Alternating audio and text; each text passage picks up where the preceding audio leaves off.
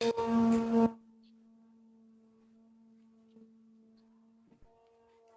to class.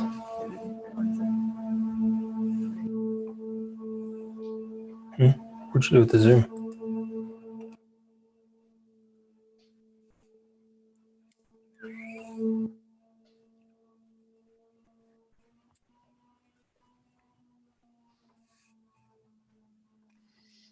So yeah, we just started the live stream for that class.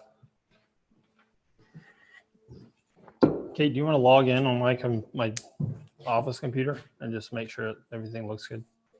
The password's Americas 1022 with a capital A. Now you're live streaming their password. Gigs up. I'll have to change my password. Hey, Steven, how's it going? Doing well. How are you? Good, good. Did you get by Duckworks and pick up your kit? Yes, I did yesterday. Nice. Yeah, I just saw it sitting on the table yesterday when I had to go pick up a couple hatches. Yeah, I didn't put my hatches in yet, so I don't know if that's something we're going to be doing. It looks like on that boat sitting there, you don't have any hatches on there as well. Yeah, I'm going to run through those steps of putting holes in the boat for the hatches, just because for the access to get to these hidden parts in the bulkheads, it's you kind of need those hatches. You can get away with it, but it just kind of puts the pintles a little close together when you mount the rudder. Okay.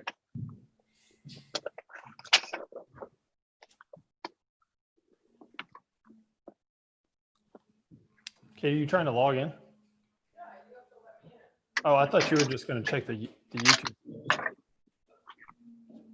Joel, I've got another quick question. I put that 24 ounce on the back of the stern. Does that mean I don't need any other reinforcements?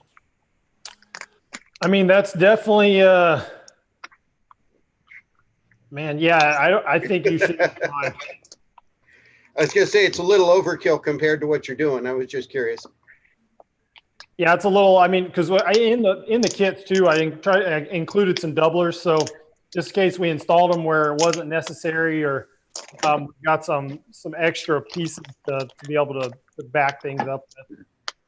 The top gudgeon installed is backed by the transom doubler. And then, yeah, it's just that having a doubler for the bottom gudgeon is the most important. Okay. Yeah, I was just curious. That's I've got that bottom doubler installed from the class. That I know is the big one because that's where most of your load is going to be.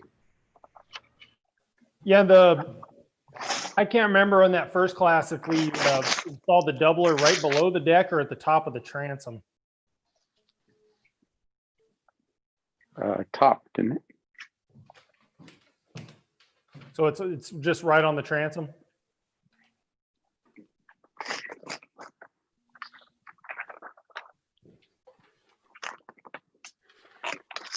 We're still waiting for a few more folks.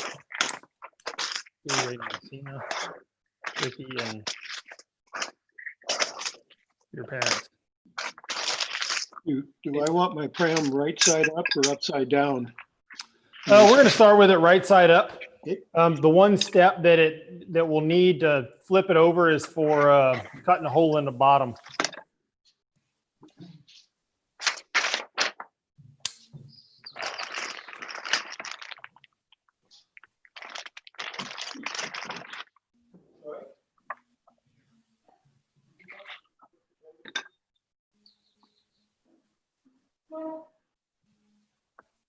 And Mark, does it look like everything, were you able to get all the parts?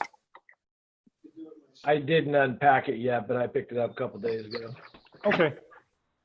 I know, like Eric was missing one end of his trunk. I don't know what happened there, but. Is there a parts list in there? Yeah, there should be a part list. I know at least for the hardware there was. And I bought two 6-inch hatches and a 4-inch hatch. Are you still putting two in the back there? Yeah. So were you You're anticipating putting two hatches on the forward seat? Yes, Was that the idea for the 6-inch or? yes. Okay, yeah, that's fine. Yeah, it's just kind of either side. That way you've got the space because we're going to step the mast kind of right in the middle, probably 3 or 4 inches back.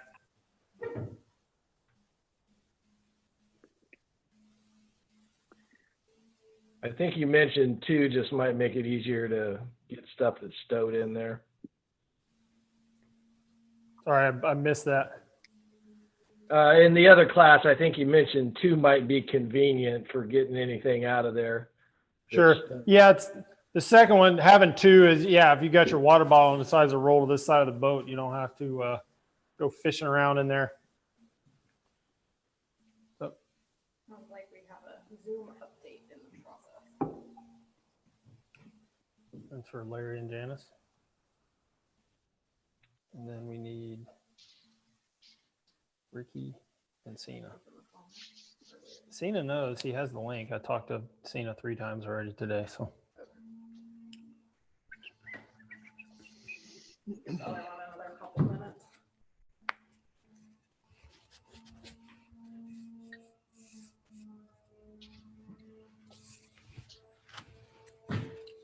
Lost my pencil.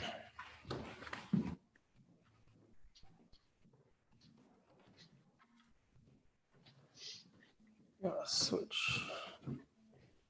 In terms of getting some tools ready, I assume we're going to use a jigsaw to cut these bulkhead holes. Yeah, so yeah, definitely. If you have a jigsaw, that works well. What I was going to do it with is go kind of the simplest end and just cut them with the keyhole saw. Okay. Just this fine piece of equipment. Basically pop some holes and then, but yeah, it would basically translate the same with using a jigsaw. Router can work as well. I've used a Dremel, little cutoff tool will work. The only thing you may run into with the jigsaws is when you get kind of close to the, it's kind of is snaking it through and having the transom or the top planking kind of interrupt your space. Yeah, I got a rotating head, so it allows you around those tight corners. Perfect.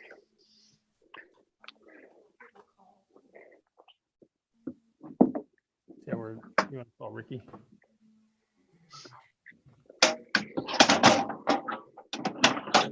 Hello. I like the idea of the perfection of the trim router. What was that? I like the idea of using the trim router to get that exact, that whole. Well, and that really helps. The trim router with the top bearing bit is really nice when we're cutting, when we've got the template on the seat.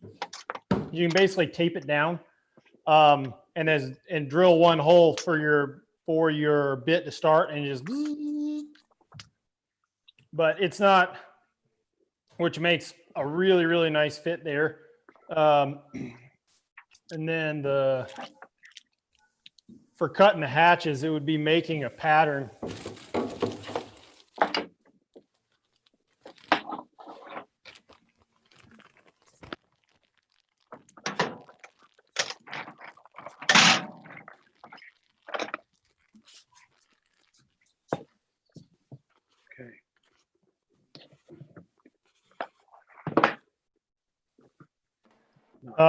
Because you've got the only pattern you would have with this hatch is that you have the circle, but it's a little smaller than that diameter for it to fit flush. And so you can make a pattern, a circle pattern for that if you wanted to, or you could even, if you basically trace out the outline, as long as you're kind of careful to let the router run, you can trim that out, just kind of freehanding it.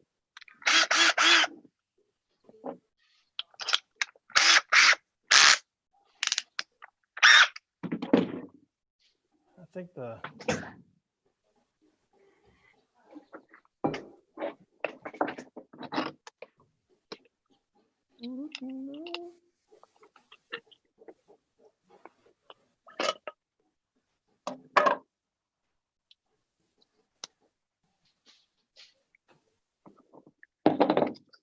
Hey, Ricky, Rem- I think you're muted. Unmuted. There you go. I can hear you. Okay, let's see if yeah, I'm there, but I'm probably I'm building my boat in my basement and I can't get internet down there, it's like insulated too much. So I'm probably gonna listen on and off today while I'm doing a sewing project upstairs, and then tune in more attentively tomorrow, because I've already doubled the blades on my boat, and actually the trunk is in, and there's a lot of stuff done, but I want to see how you're doing it, see how others are doing it. But you're not going to see me working on my boat because I can't get internet down there. Okay. Yeah, and we're going to have because we're streaming the class live, the class will also be archived for any reference that you need. Yeah. So you'll be able to go back and watch any part of the video in the future too. Yeah, that'll be good. Yeah. Yeah, it's kind of too bad. I didn't realize, but I can't do Zoom down in the basement. So how many people are on the class? We've got 7. Oh, cool. Yep. Are they in yet, or let's see? Yeah, I think everyone's here except Cena, and Cena's running a little bit late. He just texted me, and I guess they have a new puppy that's a bit on the rambunctious side, so we're chasing that around. Okay.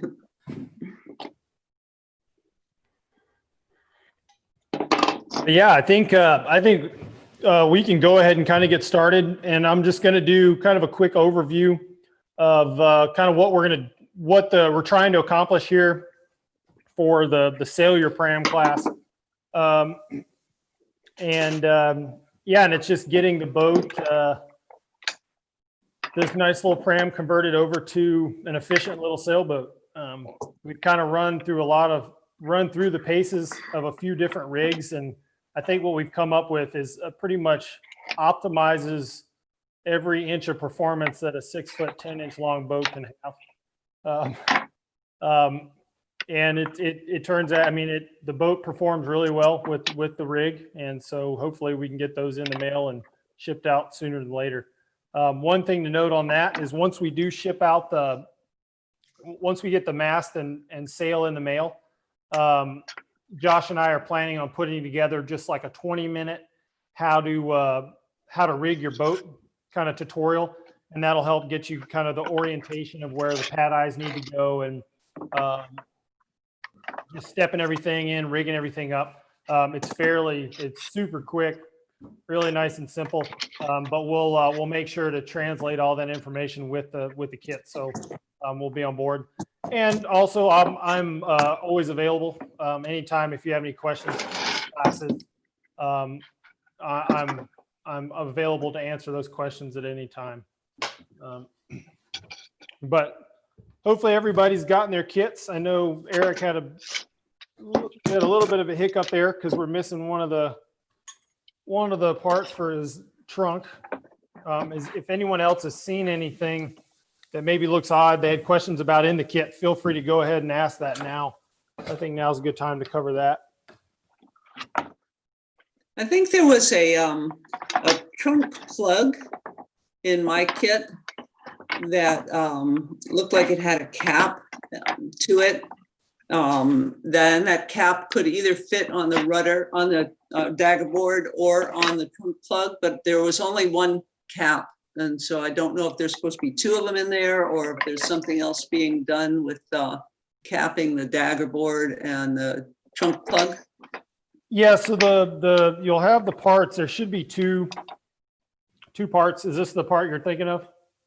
Yeah, I can't actually see it. I can't see. How come I can't zoom in on just you? All right. Well, I think so. It's a part that has a little groove in the center of it, down the middle of it. And yeah, it would fit. It fits on top of the dagger board. Sure. And there should have been there should be 2 parts labeled trunk plug, which are about 8 inches long. Right, and those you double up. And yeah, you'll double those up, and then there's the other cap. Case has your cap. He came by the shop and picked it up Okay, Thursday. all right, thank you. So we got you covered there. Excellent, thank you. And on Zoom, can you hear me on Zoom? I'm Kate. I just want to mention on the top right, there's a spot where you can do gallery view or what's the other one.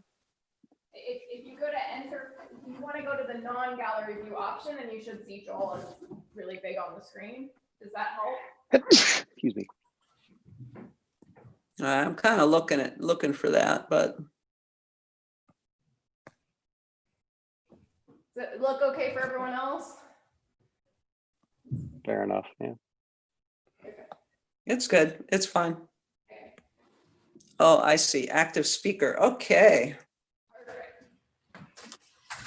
Go grab my clamps.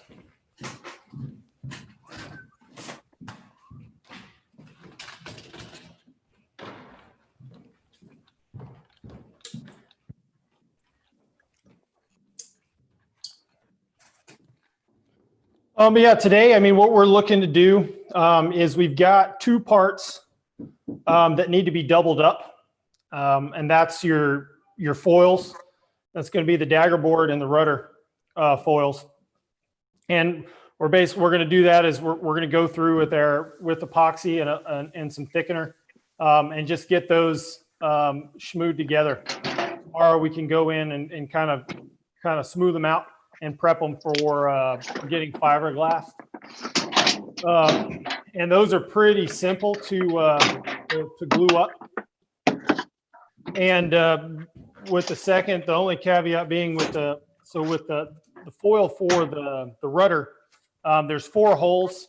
It's just, I'll remind you now and then again later, is that only 3 of those are meant for dowels. The little bit larger hole, we got to keep that pretty well open because we've got some hardware that's gonna go through there. That's our pivot point. And then Cena is here, and we've got everybody. But that'll be kind of the first step. We've got to laminate some parts. The way all the parts are, way it's set up is we're going to put a coat of fiberglass on all those parts.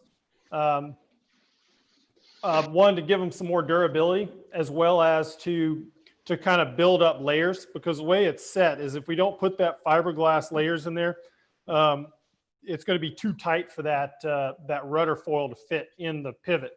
And the idea behind that is when we design it is that we're gonna laminate all those parts with fiberglass, and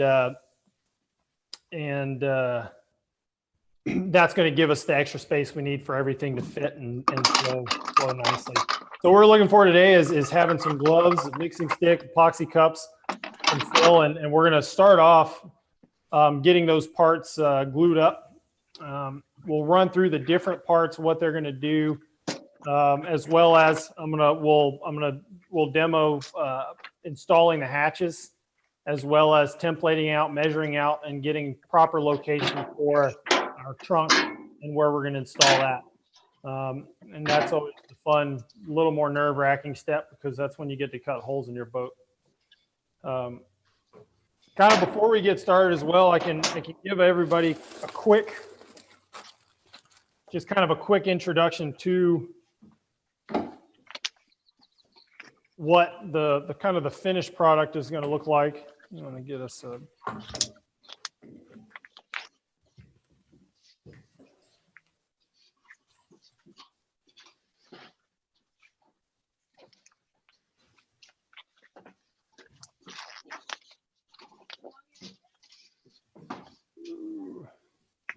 And so this is our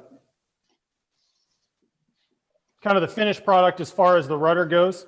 Kind of with the flip up tiller. One convenient thing with that is the idea is that once it's out of the water, kind of folds back, makes a little bit nicer, kind of tighter package for transport. You don't have this big Pinocchio nose sticking out of the front of your out of the front of that rudder.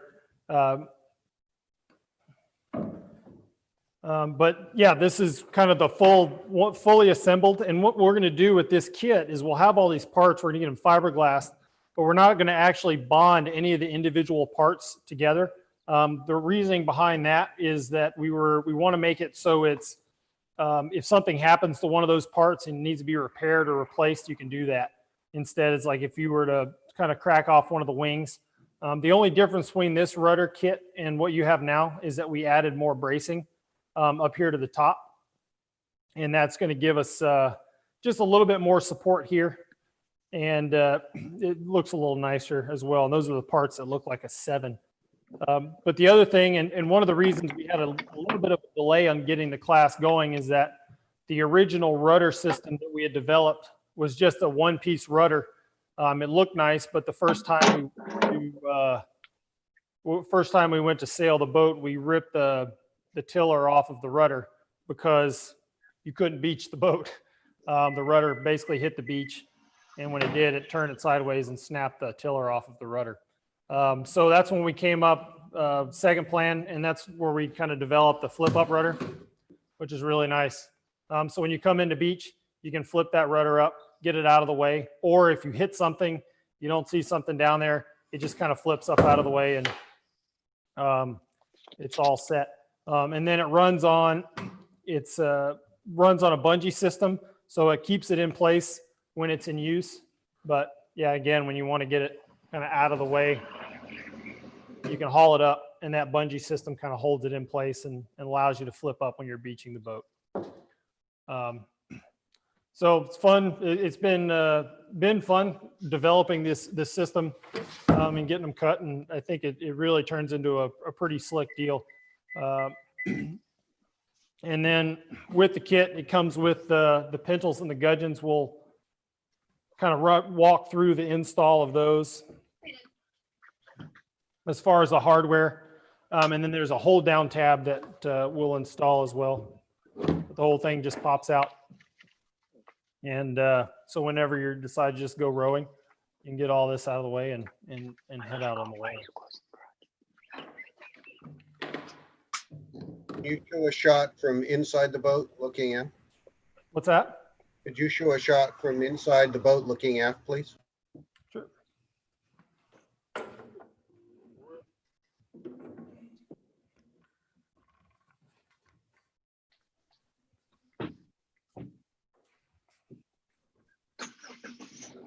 Is that kind of what you're looking for?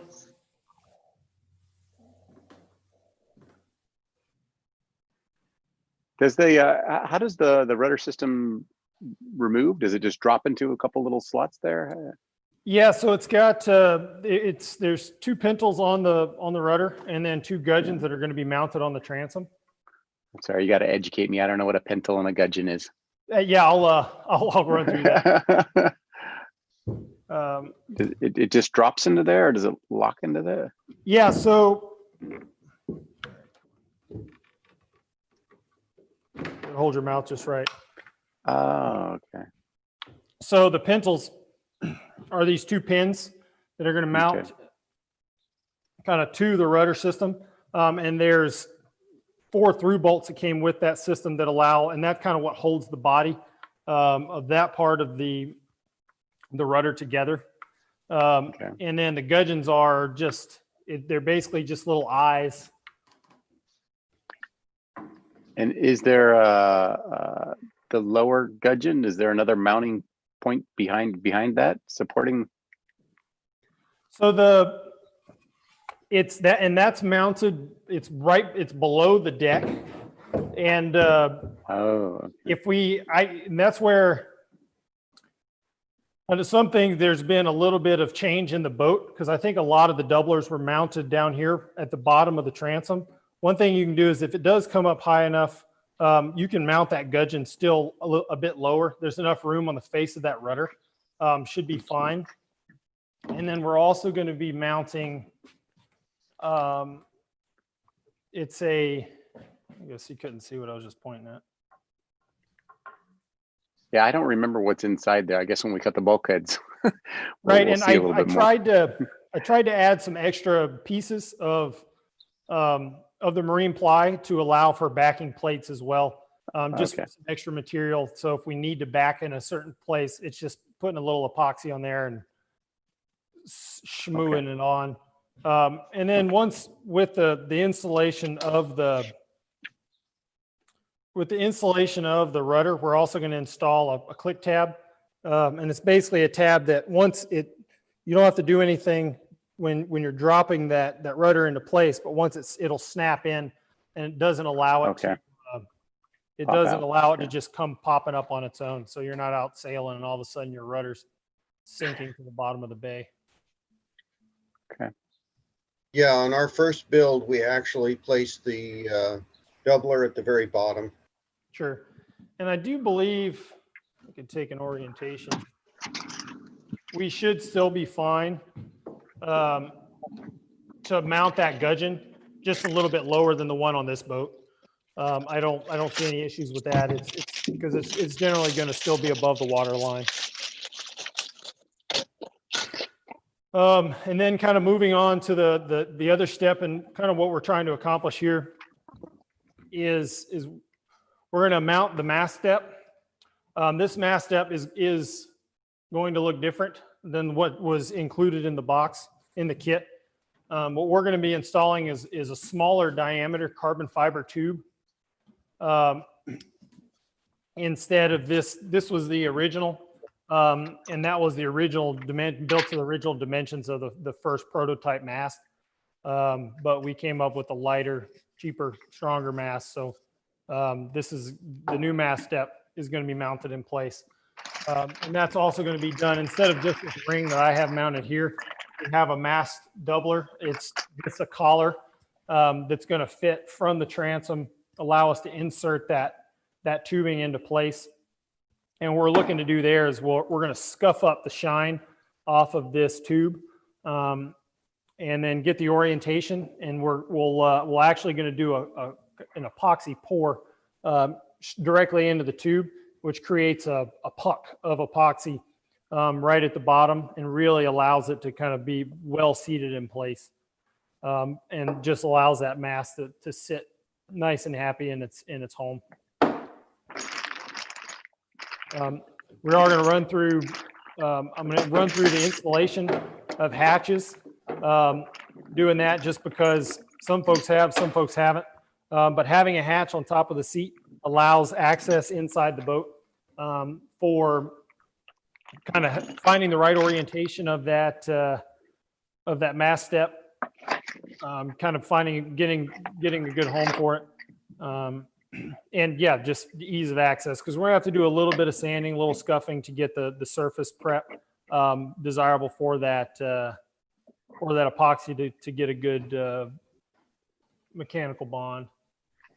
And then the last thing we're looking at doing is with our dagger board trunk. It's probably the more intimidating step in this process. Just because it does involve cutting a hole in the seat as well as cutting a hole through the bottom of the boat. But what we're going to do is we'll assemble that dagger board trunk. Once it's assembled, we've got a template that allows us to cut the correct size hole through the seat as well as the bottom of the boat. And we're just walk through the steps of finding the proper orientation of that. And it's just slipping that dagger board trunk into place. That will in turn have a nice home for our foil, which I've got one. And that's what that's going to kind of look like there. And then with once it's installed, it sits flush on top of just sits right on top of that seat. And there's some black shot cord in there that we're going to run, basically drill 4 holes, run it through, kind of tie it off, that allow it to kind of hold that dagger board into place, keeps it from popping out while you're sailing. Also holds it down into place if during a capsize, it keeps the water from kind of geysering up through the middle of the boat while you're trying to get all the water out. And then that's also kind of goes for the same reason there's a trunk plug that came with the kit as well. and that's just going to be an accessory. So that'll sit under that same shock cord and allow you, when you're just rowing, it keeps you from having a wet butt. Because taking out rowing without a plug, you definitely you end up with a wet butt. Yeah, so the idea of, I mean, with this class is I wanted to be here, be able to answer questions and demonstrate all the steps to installing these parts.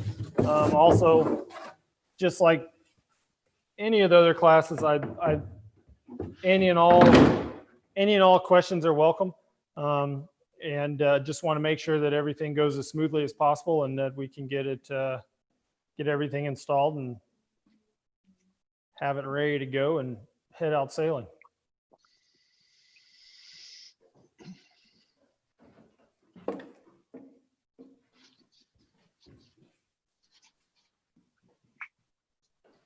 So I think as far as kind of getting started in this process, I think what the best thing is to go ahead and is kind of get ready for glue ups. We're going to glue our foils together. Go ahead and get those laminated up. Get that epoxy working, and then once we get that, we'll get those out of the way, and we'll move to putting some fiberglass on our rudder parts. I'm gonna go grab some gloves, and yeah, we'll dive in and get started on that. Thanks, Joel. And just a heads up, we were able to join. We're here. Sorry we're late. Oh, no worries. You didn't miss anything. Excellent. Just prepping the apartment for next steps.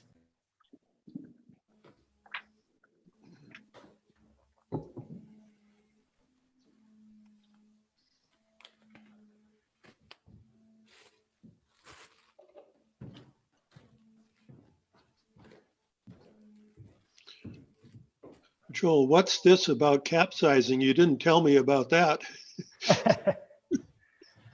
Yeah, so I mean, mostly for just kind of the development of kind of the boat. One part of that, especially the Coast Guard's needs, is they need to understand how it performs when it's full of water. So we did a couple capsize tests, and it's basically taking the boat out fully rigged with sail, and basically leaning it over and basically laying the boat down, which was a bit more difficult than any of us expected.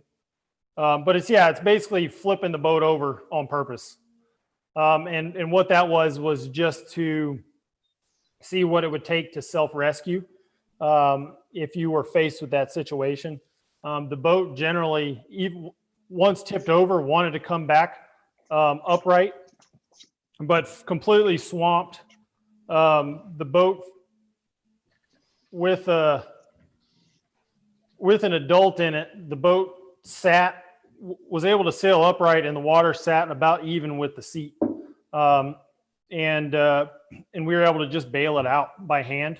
And it was funny, Josh was able to actually sail the boat completely full of water, which was kind of funny. Yeah, and it was just the idea of check every scenario and make sure the boat is definitely worthy of any and all scenarios that you can throw at it.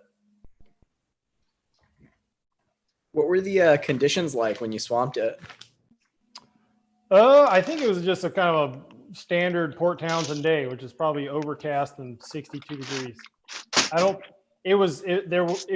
wouldn't say it was windy, but there was enough wind to sail, and maybe just maybe a light chop. That's great.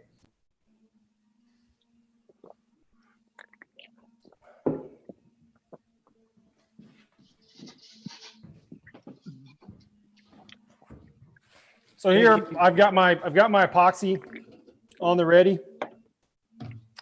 I've got my mixing cup, mixing stick, as well as my wood fill. With the dagger board, it's got 4 orientation holes, 4 dowels. We threw in a little short piece of dowel there. If you want to trim them down to to little pegs, you can. And we're going to use that just to make sure that the alignment is good when we go to clamp these up. And here you can use a pretty healthy dose of epoxy. Just because, I mean, we're just trying to fill the gap and just get a good tight bond between those two parts. We don't want to leave an air pocket, especially on the edges. We're just looking to get a nice tight fit. But the nice thing with plywood is it's ultimately pretty dang flat and should glue up just nicely. If you've got any kind of high spots, furry edges on those orientation holes, you can jump in, give it a quick sand, maybe even on the edges, give it a quick sand just to knock any of those splinters that are poking up.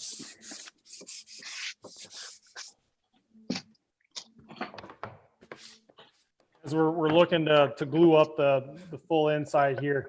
I know we may have a mixed bag of epoxy systems. I know we use 2 different epoxy systems from the first class to the second, but we're going to do the same standard mix that we use throughout the class. You can generally start, you can be fairly conservative, mix up more as you need it.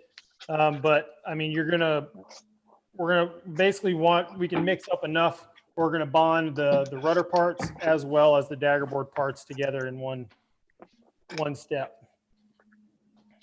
Are we going to be wetting these whole things, or are we just going to be gluing them together?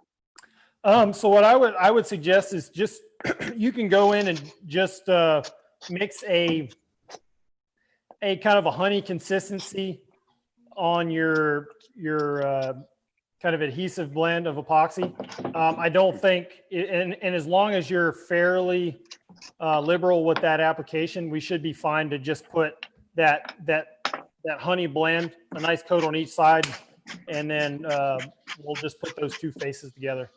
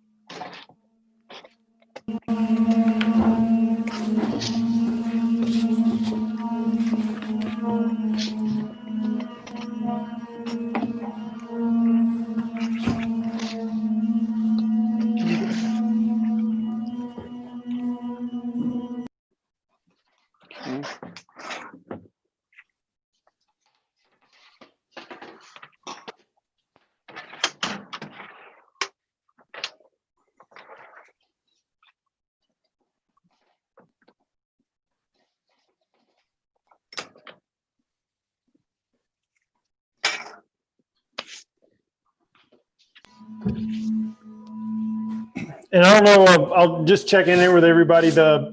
We do have painters that are revitalizing the outside of the building, and they're running some orbital sanders. Is that the sound from those sanders distracting at all, or can you hear it? We can hear it, but it's okay. Okay. I think while they're camped out over the door, I may just mute it in between when I'm talking. So it doesn't sound like a swarm of bees. Bill, is there anything to note with respect to registering these parts when we glue them up, or is it just kind of pretty obvious based on the shape? Yeah, I mean, as far as the daggerboard and the rudder go, it should be pretty obvious. They're mirror images of each other. The one thing to note is that this, let's see. What is this? Is this hole, the top hole, it's a little bit larger than the doweling holes in the rudder, is to be left open. That's the through hole for the pin that pivots the rudder up and down for the flip up rudder system. Got it. So try to make sure that's clear once we do our glue up and clamping. Right. Yeah, it's just clearing up. And if you get a little epoxy that squeezes out, that's fine. You can always go back and clean it up with a drill bit.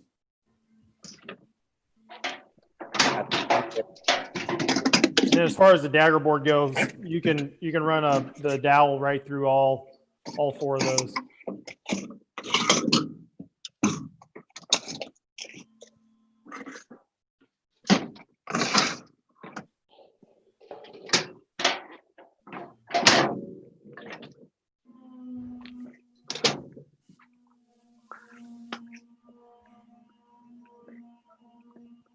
All right, so I should just go ahead and mix it up and get going. Yeah, so we can go ahead and start mixing up epoxy because we're going to get ready for getting these parts all glued up and stuck together.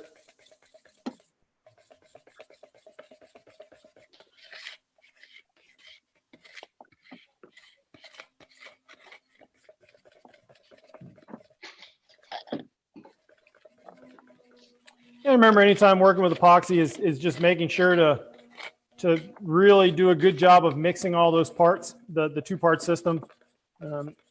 Make sure stay in the parameters of the mix, making sure you're getting the right pump ratio. And just scraping the sides down, working it, making sure that epoxy gets well blended so you don't have to worry about any adhesion problems, any cure problems. And I'm sorry, before you said honey color, that honey color is because you're putting some wood filler in there or not? Yeah, it's just kind of a honey consistency. It's that it's the we're consistency. gonna put Okay. the wood flour in to just kind of thicken it up and put some just to make it into a structural adhesive. Okay.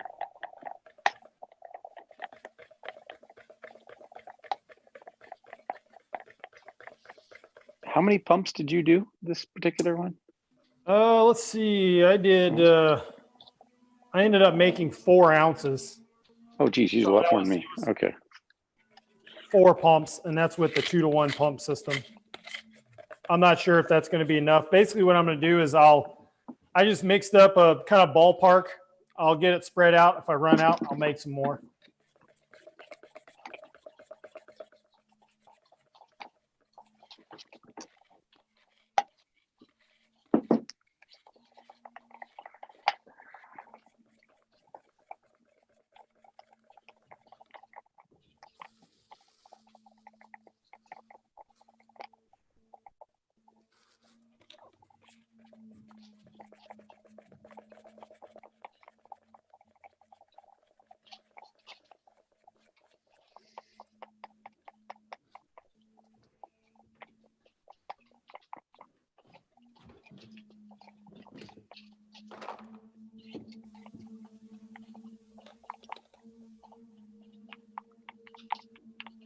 You know, midway through that boat build, we switched epoxies to some leftover West Systems epoxy that I had.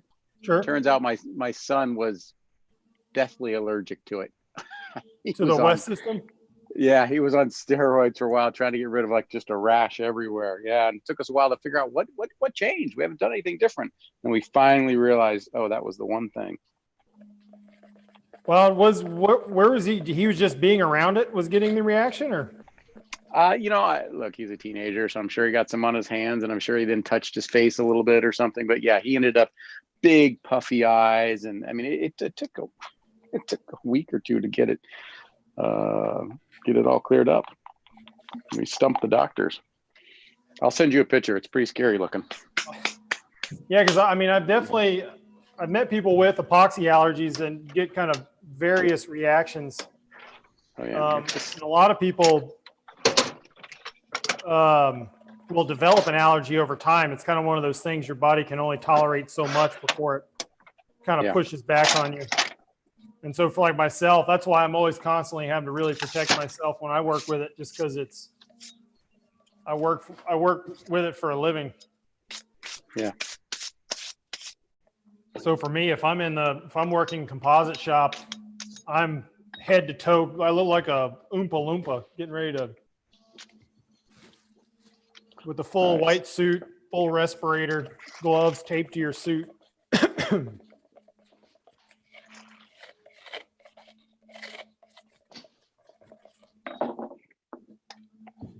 Yeah, then once I've got my epoxy mix, yeah, just looking to pour a little bit more.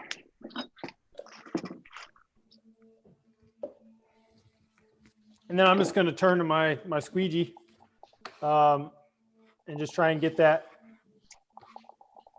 spread out evenly. And I don't know everybody's conditions. I know it's a nice warm day here in Port Townsend. It's remembering that with the epoxy, that anytime you leave the epoxy in that cup in a mass, it's going to kind of perpetuate that exothermic reaction that where it starts to build its own heat.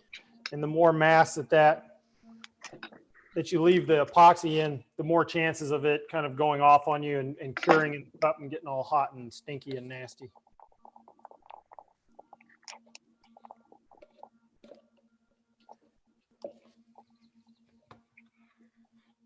I mean, for a honey consistency, that's usually pretty thick.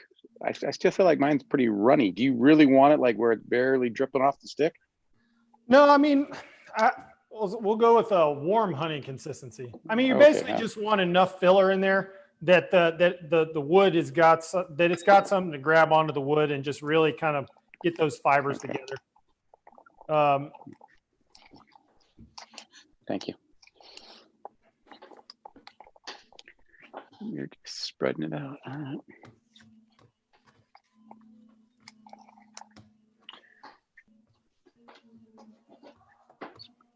Inside everything. I lost my squeegee.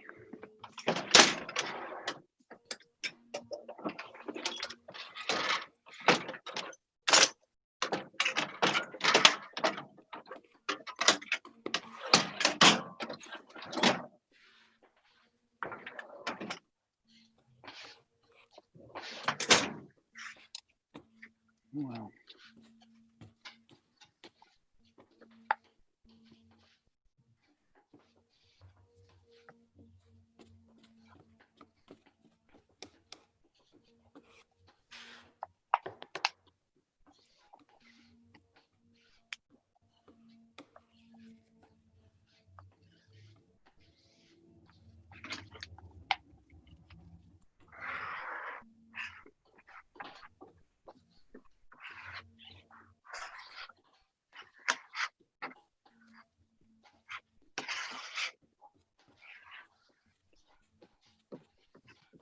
Are you just trying to wet it, or are you trying to leave a little thicker layer to squeeze out later?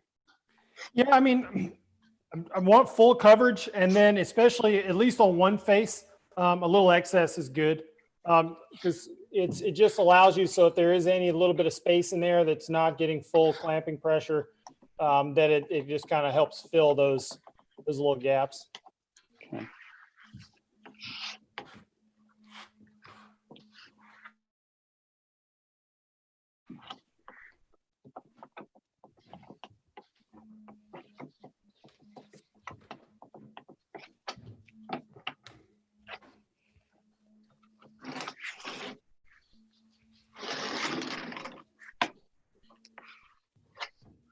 Are you gonna switch cameras for me?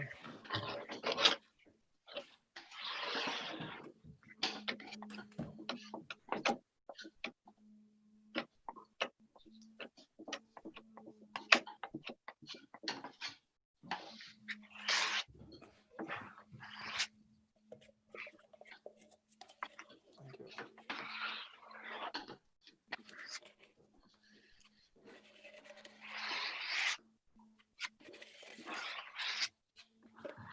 Yeah, it's just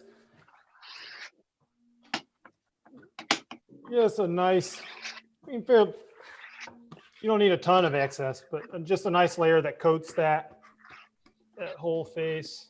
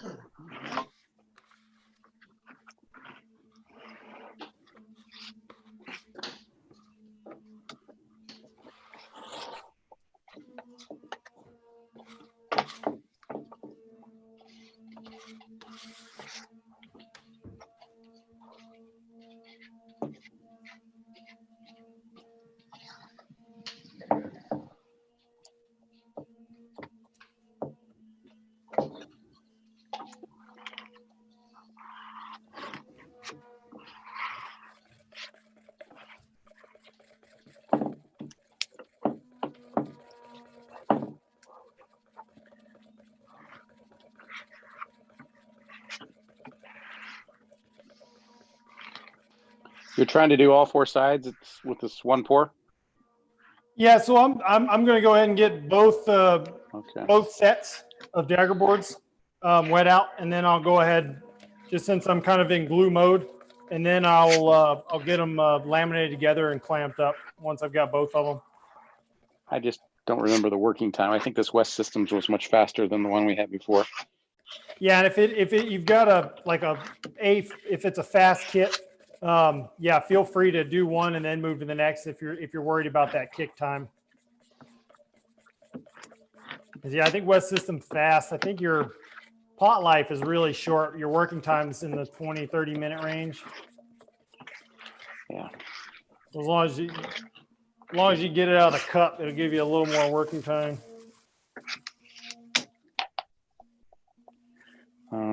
What the hell? I'll try to. I don't know if I made enough.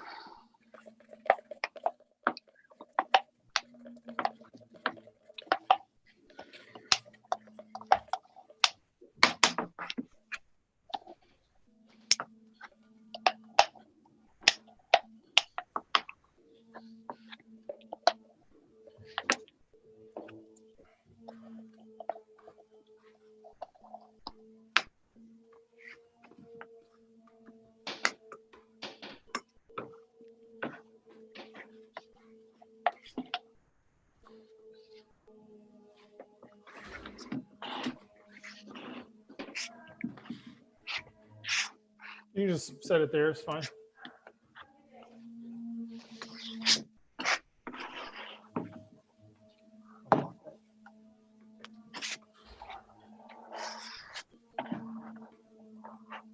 Hey, Joel. Yep. On the bigger pumps, did you do one pump? You think one pump's probably one pump of resin to, or a 1-to-2 ratio is enough for both, or do you think you need 2 pumps? I can't remember which pumps you have because I think you have the large volume pumps. What I would do is just mix up in smaller batches and then remix as needed. Okay, yeah, no worries. We'll start with 1 pump and move up from there. Okay.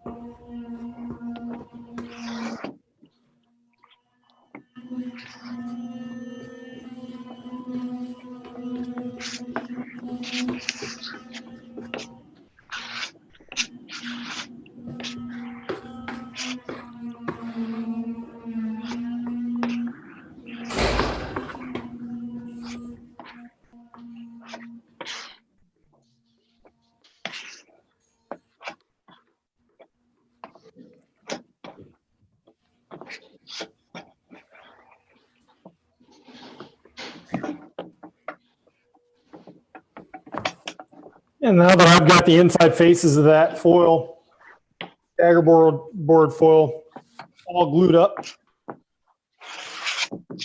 this is when you can kind of come back, get it lined up, and then go through with the dowels and get it all tabbed up and make sure the orientation is on point.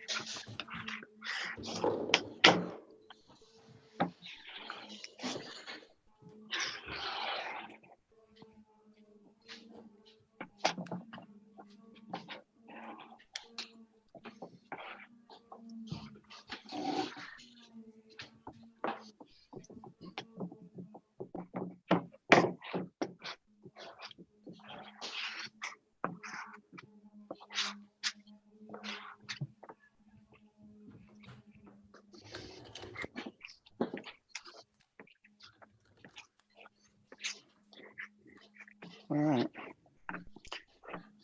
Come together.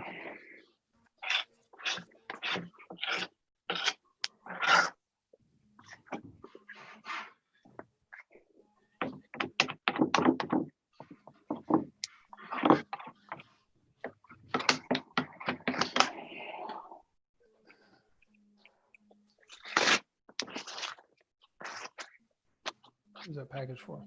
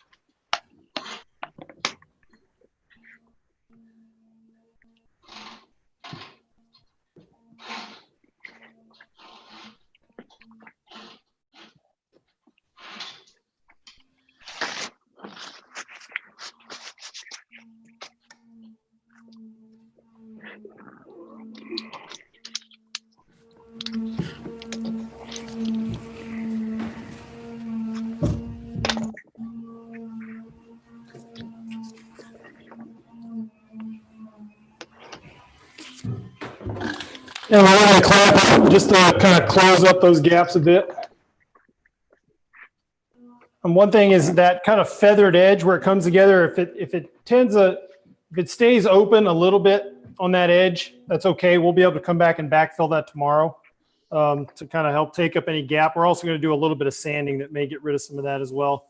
But feel free to use as many clamps as it deems necessary to really get that kind of closed down.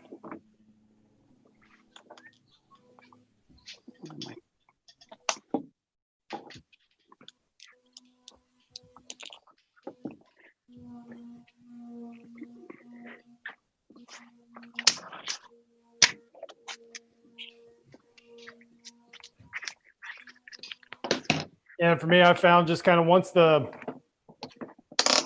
I've got those two parts bonded together. I'm just going to kind of run through and take a look and make sure that I don't have any big gobs of epoxy anywhere. I go and wipe those off. Just kind of save me a little bit of trouble. I just needed a handful of every dowel.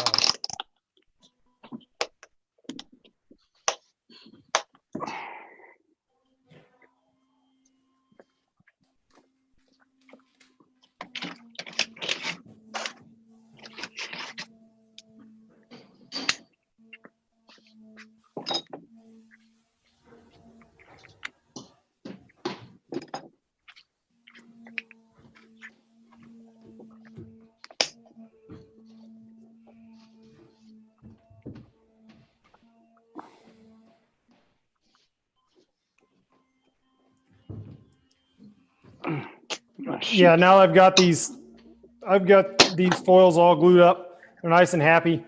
I just stand them up on their clamps just to kind of help mitigate the amount of space they're wanting to take up. Did you already put the dowels in them? Yeah, so Helps line them up better, I guess. yeah, the dowels are definitely going to help line everything up. I was a bit short on my dowels, so I ended up just doing just a couple on each, and then I'll backfill the holes with epoxy. But yeah, the dowels will definitely get at least having 2 in each one. But yeah, hopefully you got enough dowel to get them all. And if you leave them a little proud on each end, that's fine. Because they'll just become a part of the foil, and you can trim them off tomorrow or later today once that epoxy's kicked off.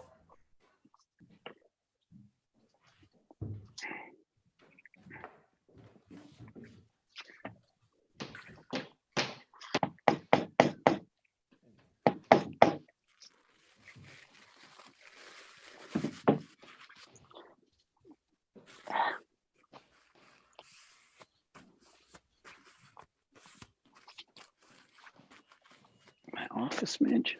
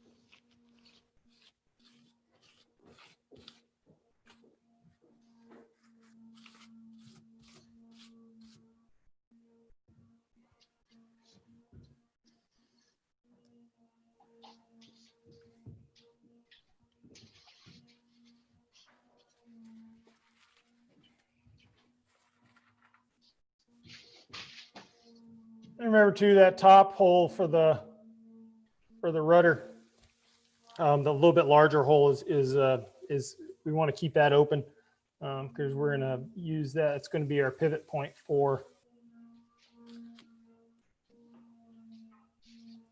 when we install it. We install the rest of the rudder parts.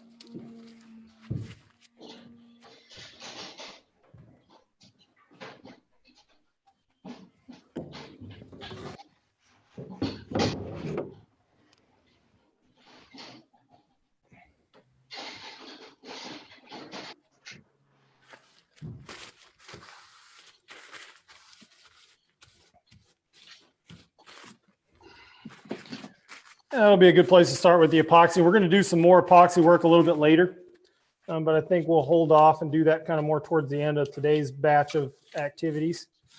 And once we get these dagger boards glued up, we're going to kind of jump into the boat and work on kind of running through the steps of getting these hatches installed and then templating out for the dagger board trunk.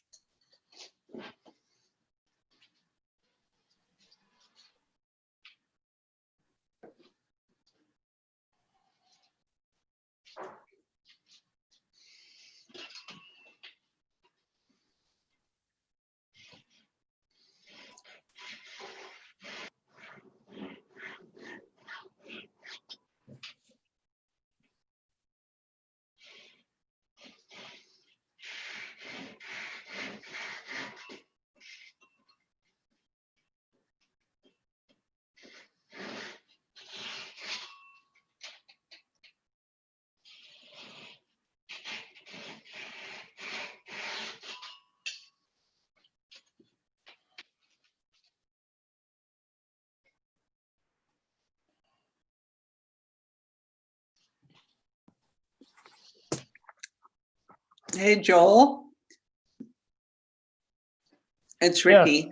I'm just Hey, Ricky. wondering, while we're doubling things, I was wondering whether that the rudder cheeks, that the piece that is labeled cheek doubler and it looks like a 7, is that going to get epoxied to the cheek too?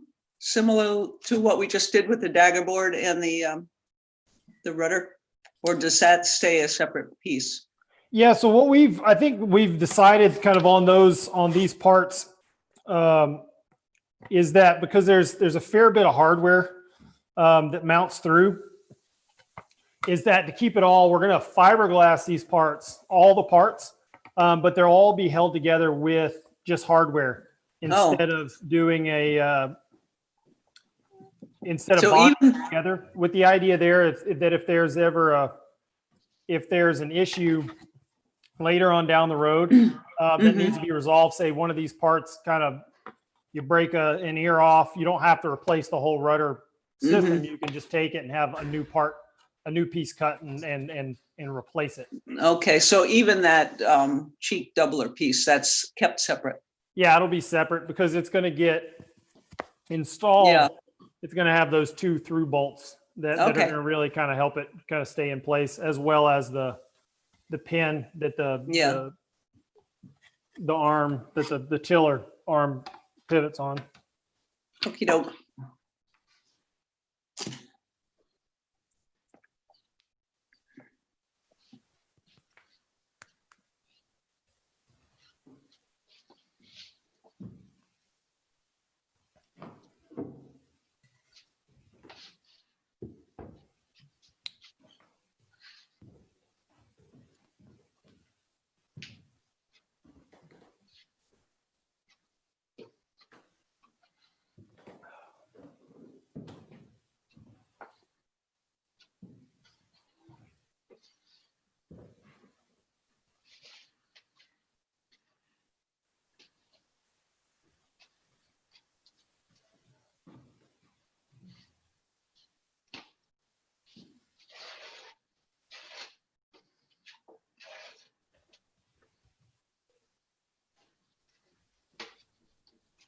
Hey, Joel.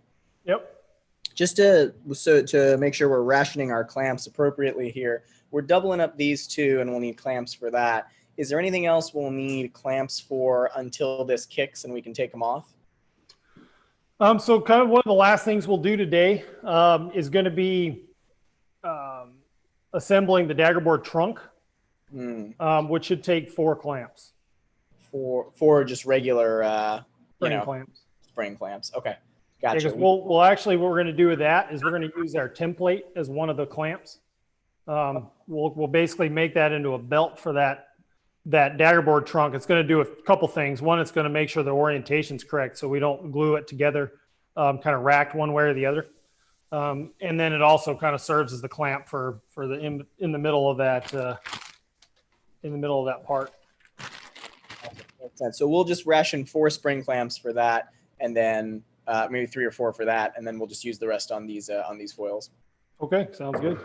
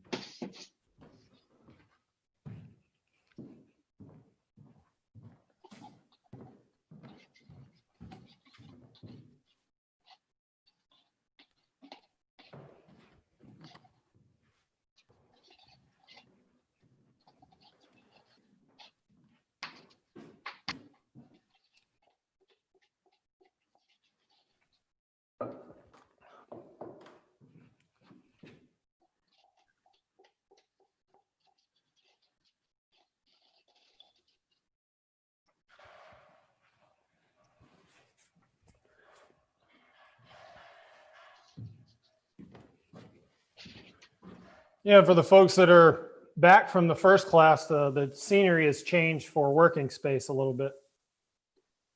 Not stuck in my cramped 1-car garage.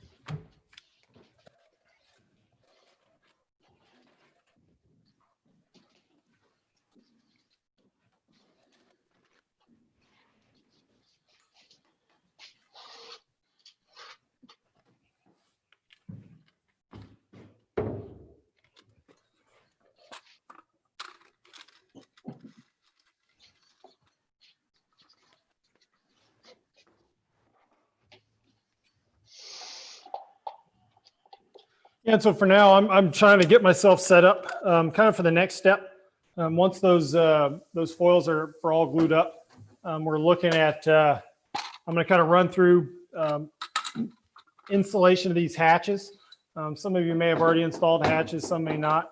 But basically, this is going to give access to inside those bulkheads to allow us to put any doublers that we may need to, if we need to bulk up for hardware attachment, and as well as installation of, especially in the forward bulkhead, the mast step is being able to get a good, be able to prep the surface for getting a good bond when we put that in.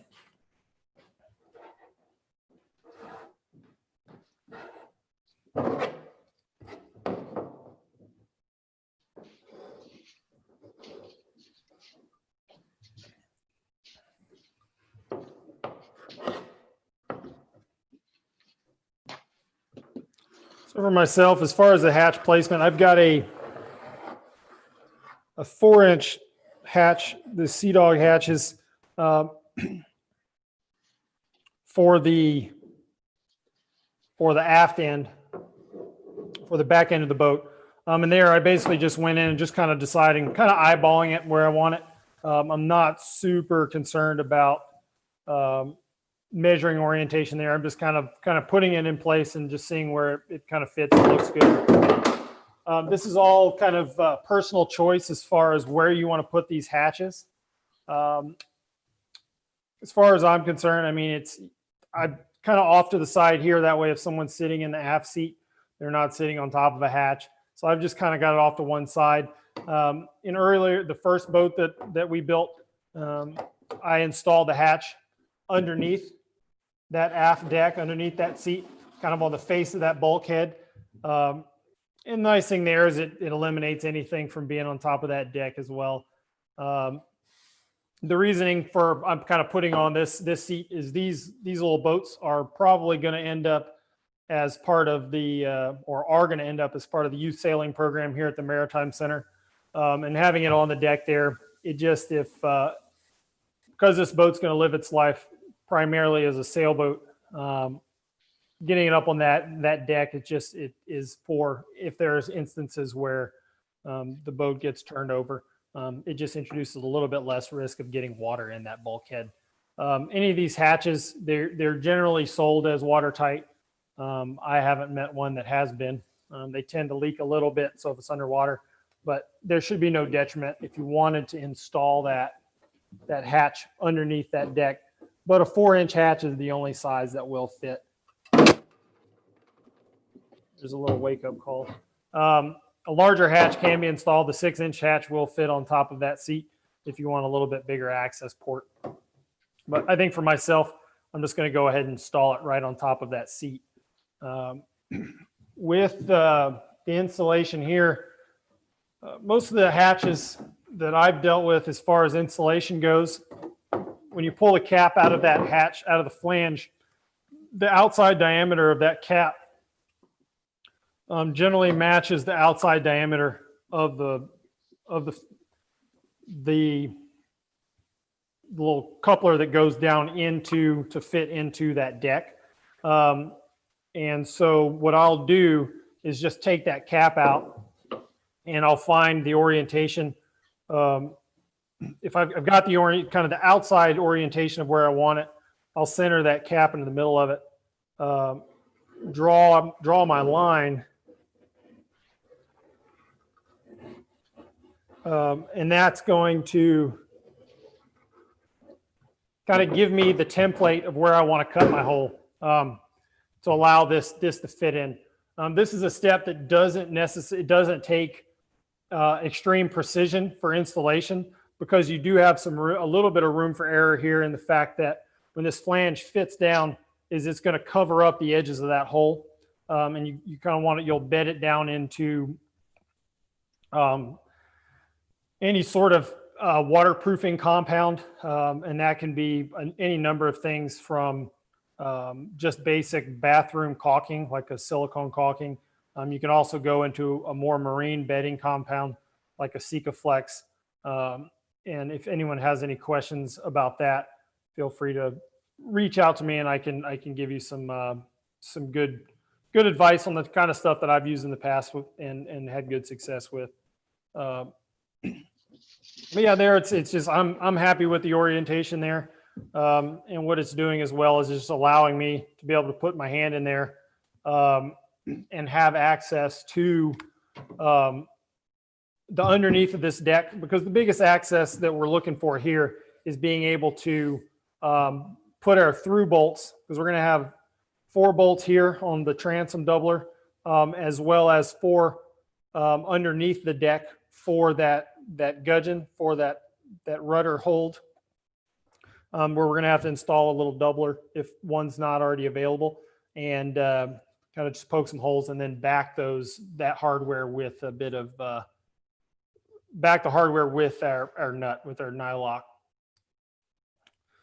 So yeah, so here I've got the orientation of where I want that hatch on the seat. I'm happy with it. Kind of what I'll do with this hatch is I'm looking, I've got a little keyhole saw from Josh over at Duckworks. It's a basic little saw. It looks like a really skinny steak knife, I would say. But what this does is it allows you to make cuts in kind of tight places as well as on a curve. Because it's a narrow blade, it allows you to take a curve. But to mitigate a lot of the work of having to work around that edge, I'm going to use, I've just got my drill motor with a 3/8 inch drill bit on there. And basically what I'm doing is I'll go to the inside of my line, and I'm just going to drill a hole probably every inch or so. And then I'm going to come back with that keyhole saw and connect the dots and cut the rest of the material out of the way. Again, if you go a little bit outside of that line, it's fine. It's not going to hurt anything, just because it's going to cover up that flange with the flange of the flare of that hatch. What you don't want to do is decide you want to spell your name across your seat there. Yeah, because anything outside of the flare of that hatch, that lip, it's definitely going to show. But yeah, if you're an 1/8, 16th, 1/8 outside of that line, it's a little jagged, that's fine. Just as long as the plate fits down in the hole and fits down in that hole nice, and you can get it bolted into place. So I'm just going to start poking holes.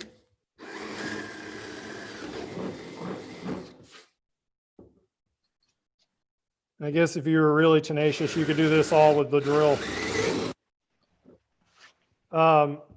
But yeah, just in every inch or so.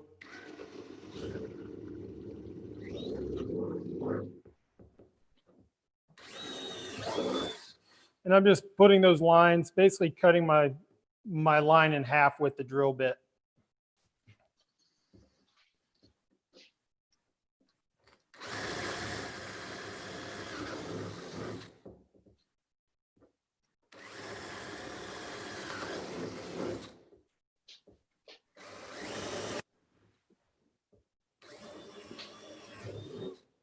And this is a step that can be accomplished with other tools as well. I mean, if you want to jump in with the jigsaw and you can make that radius, that's fine. You still probably want to start it with the drill and then just follow that line, get it cut out nicely until that rim of that hatch fits nice and snug down in that the hole that we cut.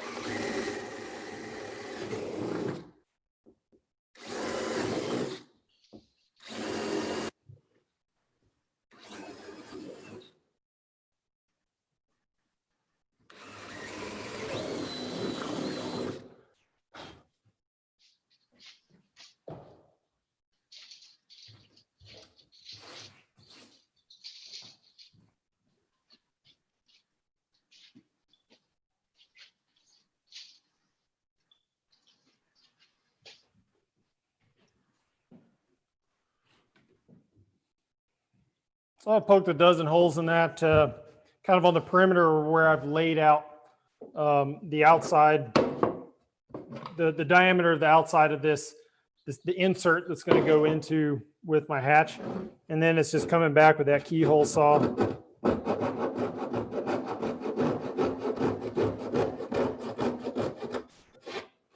and working around the rest of that line that I've drawn, kind of connecting the dots and taking out any of that excess.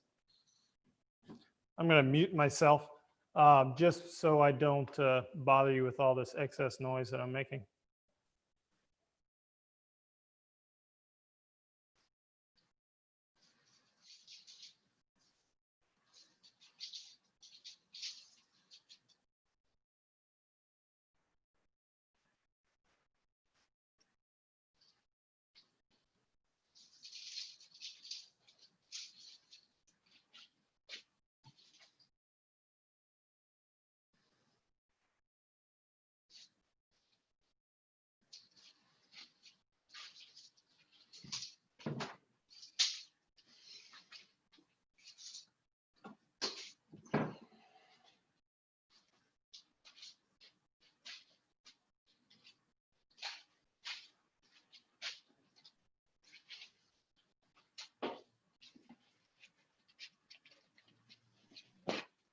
These bulkheads didn't come with any hardware, so just regular stainless steel wood screws, countersinking. That's it.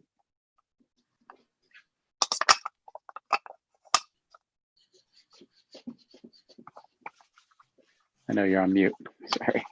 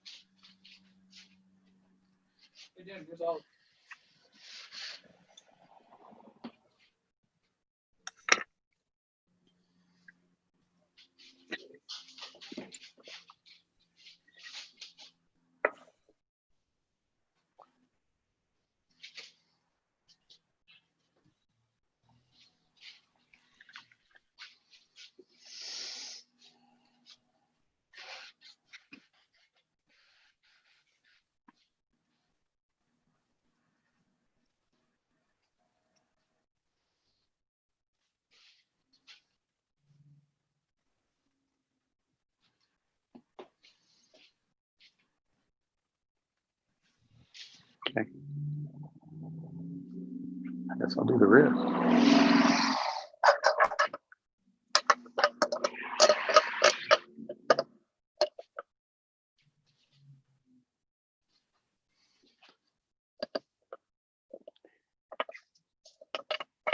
Any thoughts on placement of these bulkheads? Should the rear one be on the opposite side of where the front one is, where the bow one is? Both on the same side? Doesn't matter. I can't hear you. I think you're muted. So.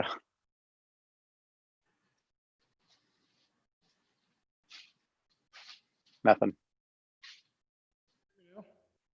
Oh, wait. I think maybe. Yeah, how about now? No. Now I can hear you. Okay, yeah, somehow my, must have been when I was leaning on the boat, I turned my microphone off. Okay. So yeah, any suggestion on the placements? I mean, offset front to back? I mean, I think that was my plan. I'm gonna put this one, but yeah, I'll put one on one side, one on the other. Okay. It's all kind of personal preference. It's aesthetics, really. It's not gonna change the function or strength of the boat if you put them both on the same side. Okay.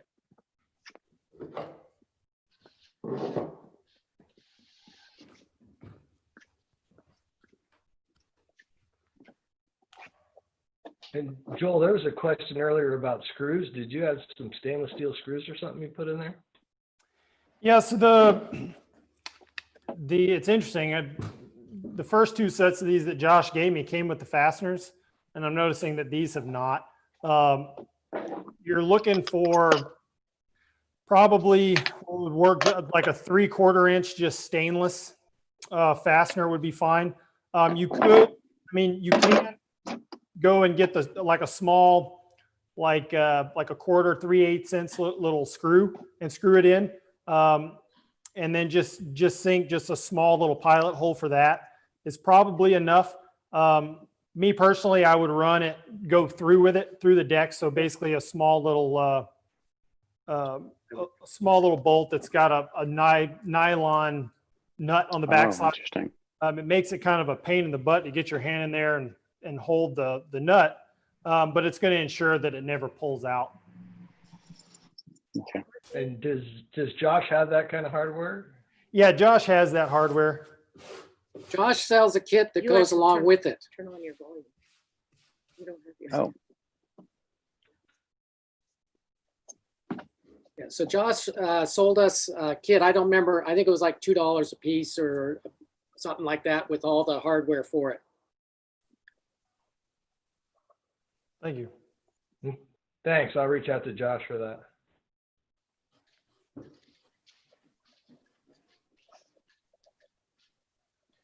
I'm going to finish this cut. You want to mute it just so I don't.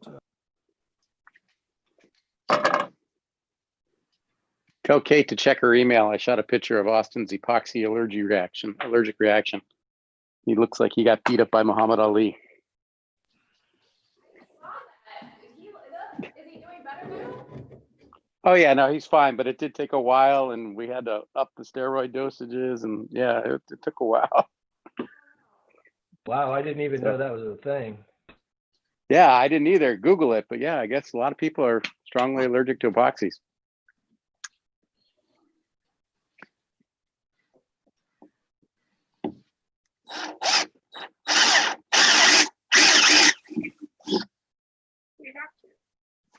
I'm on a class. Let me mute it. You know, what regarding allergic to epoxy, I guess you better be careful about sanding also, because that epoxy dust, I think, could be really, really bad for someone who's allergic.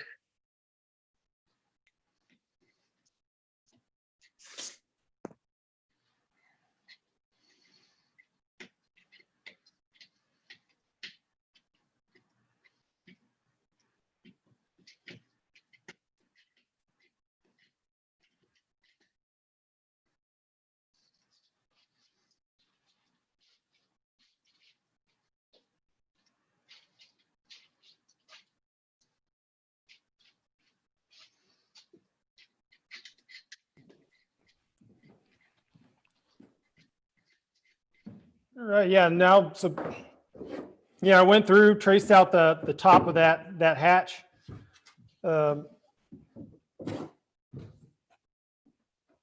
Trace out, and then, so I had my line for orientation, drilled those holes and then connected the dots.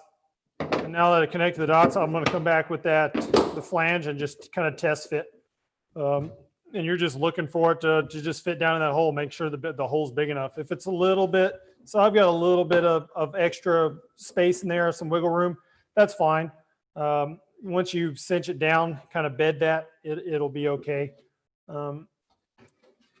If you're worried about it, you can come back and hit this end grain of the plywood with a little bit of epoxy to seal it up. But if you're just conscious when you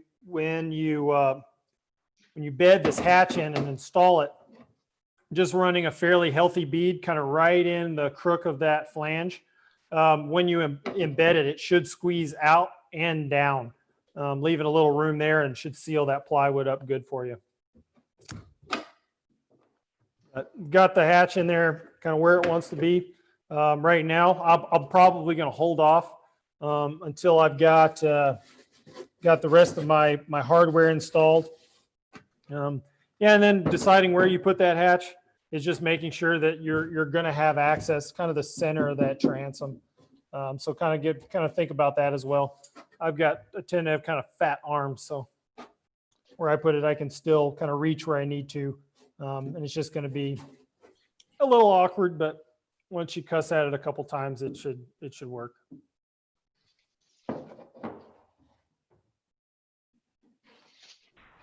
And you said you thought a 6-inch would fit there as well? Yeah, so here, I'll swing it back and we'll take a look. I've got the 6-inch handy. But the 6-inch, and what I'll end up probably doing with this is putting a second 4-inch to match on the other side.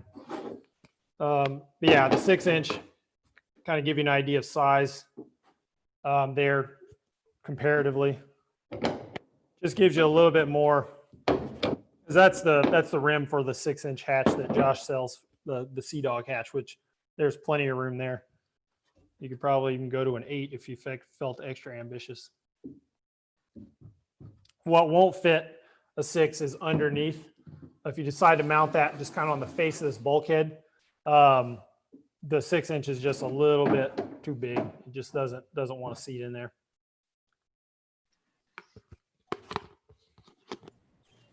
Hey Josh, quick question. Yep. Sorry, we are almost done with gluing up these foils. Sorry, we're running a little behind. We opened the kit as the class started. With respect to the cutting the hatches, is that like in terms of sequencing? Do we definitely have to do that before the next step so we can get in there and work with stuff, or is that something that we'll do and then we'll turn to something else? Such that, you see what I mean? Like, should we like get started on that right away to get on to the next step, or? You can. I mean, because I'm going to install the forward hatch next. Just in progression, the forward hatch is probably it's more important for today as far as hardware installation, boat parts installation, because it's just setting up to install the mast step. But yeah, I mean, it's just kind of in the checklist. If you don't get them installed right now and want to come back to it in a couple hours, that's fine. We're not going to actually install that stuff until tomorrow. Gotcha. So we won't need the holes or access into the air boxes for what we're doing in the next like hour or two. Correct. Awesome. Thanks. So I'm going to switch the camera over to the forward end of the boat, and yeah, I'm going to basically repeat the same process that I just did, and poke some holes and connect the dots.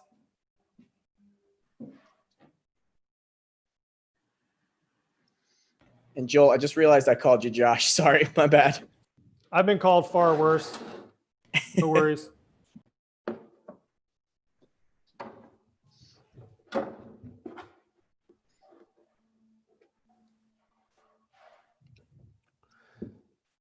Am I muted? Yeah, just a quick tip here too. When you're doing the forward hatch, just make sure you do not install it in the middle. It's okay to install it in the middle of the seat in the aft end of the boat, but if you install that hatch in the center of the forward end of the boat, you won't have anywhere to put your mast. So just a quick heads up on that.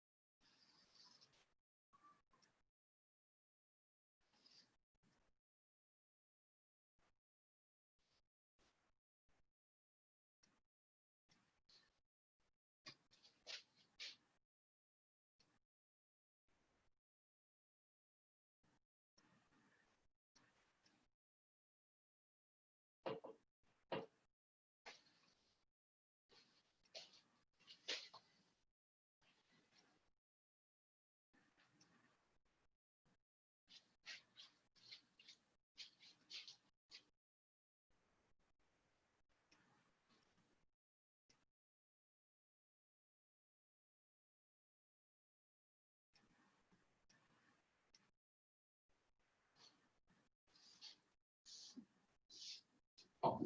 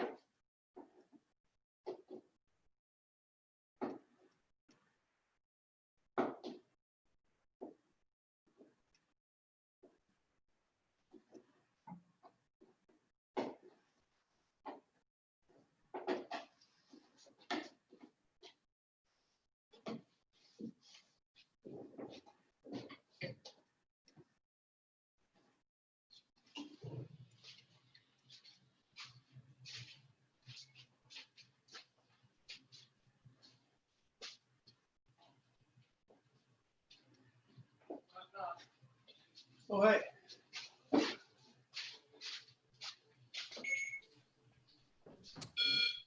And kind of along the line of installing these hatches, one thing I'd suggest as well, so if, it depends on where you are in the stage of finish on your boat.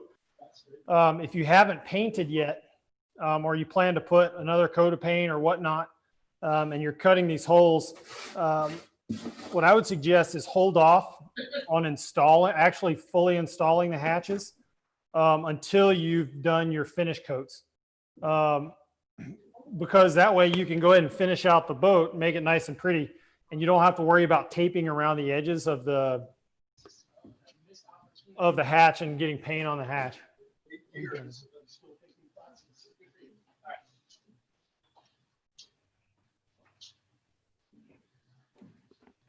And that way, so if you're painting or varnishing this deck, you can go ahead and varnish it all the way up to the edge of the hole for the hatch, and then install over top of it, and you'll have a really nice clean edge instead of having to worry about cutting in real close and tight to that hatch.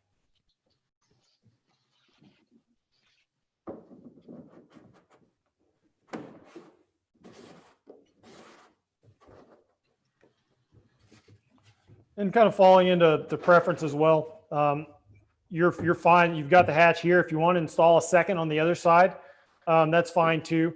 That's probably what will end up happening with this boat is we'll get 2 hatches here and 2 hatches in the aft end. Just ultimately, so you've got easier access to those compartments. And if you've got your wallet decides to roll off to the other side of that compartment, you can actually get to it without turning the boat on its side.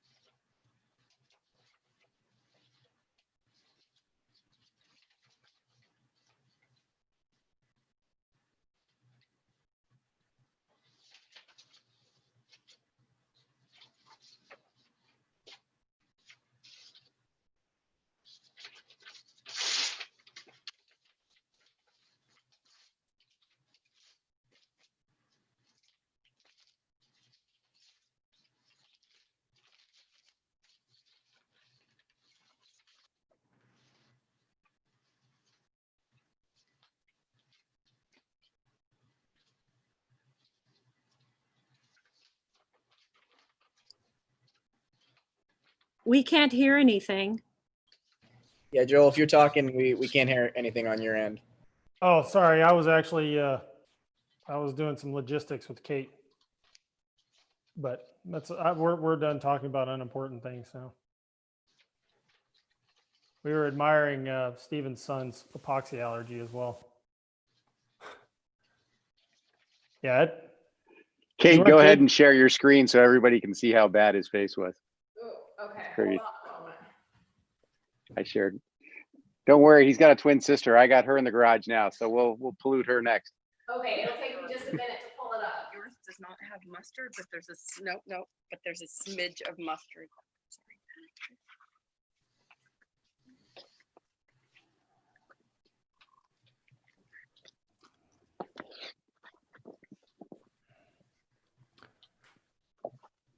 There's no roll of paper towels for in here.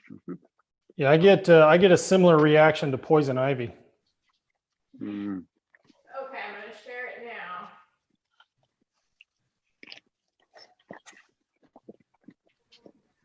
Yeah.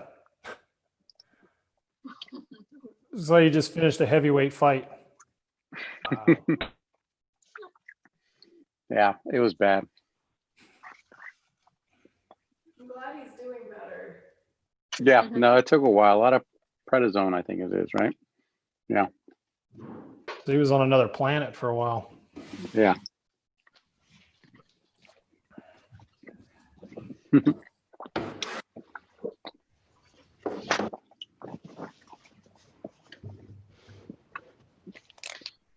I kept telling the doctor, like, no, we've done nothing different. We're sheltering in place. We're not eating any different foods. We haven't left the house. I don't know what it could be. Finally, we realized one thing we changed was our epoxy system.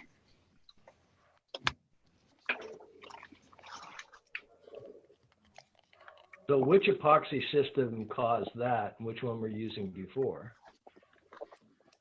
I was using whatever came with the kit, so I don't know. But then I went to this West Systems 105, 205. It's just because I had extra. I thought I'd just use the West Systems up, but clearly my son's very allergic to it. Yeah, because Your each daughter saw all that, and she's still in there with you.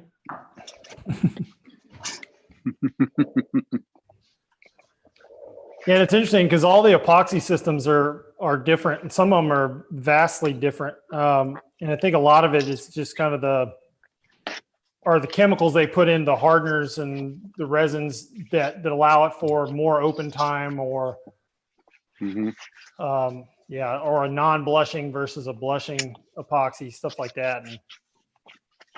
And you should call the Goujon brothers, and let them know. Maybe they'll send you a free hat. Okay. Okay. But yeah, So as far any as parts we should be service goes, West System is far and away the best to work with. So. Oh, okay. But obviously, on a health side for your son, it's not the case. So any other parts I should be prepping here to get ready? We have both the bulkheads cut in. Yeah. So if you got the hatches ready, I was kind of in the next mode is in the hole cutting mode. Is we're going to pull out our mass doubler, as well as our trunk template, and with these two, that will kind of that's going to kind of finish off the holes that we carve into the boat on the inside. We'll have, once we get these in, we'll have one more hole, and that's going to be to flip the boat over and carve out a this size hole in the bottom, so that trunk can fit through both that are cut.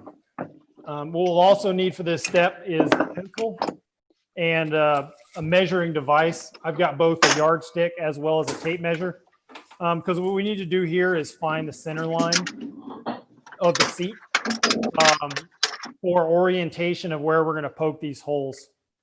One thing I will say as well in this step, Steven, I think your boat's already painted.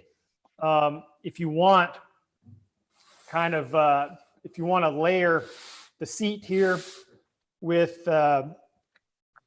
I would say probably maybe a 6-inch wide piece of tape, kind of along this area of tape, just cover that, because that way you can do all your layout lines on that tape, and it will protect that paint as much as possible. That'll also help when we go to cut those holes. It'll help it'll mitigate the tear out and clean up for later on down the road as well. Joel, is that for me? Cover that up with some tape. Oh, What's sorry, that? Steven. Sorry, no, I misheard. I think he was talking to me, actually. Yeah. If it's still raw wood, it's fine. You can tape it out if you want to, but you can just do the layout right on the wood and sand off any. So basically, this is going to ultimately Any little be splinter out when put we do somewhere so we know where to cut. cut the But we want holes. something that protects it, one that we can draw lines on top of. So just, I don't know, maybe you can put tape on each side of this and then fill in the middle.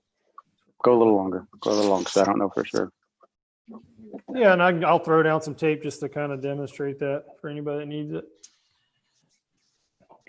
Yeah, it's just a protective layer, and you can write on it and mark on it. And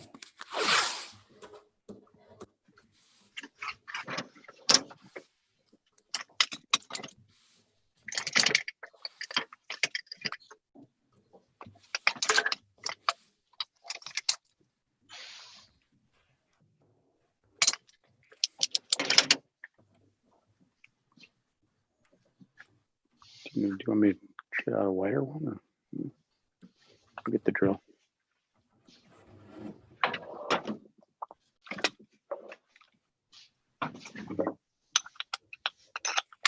Mute myself.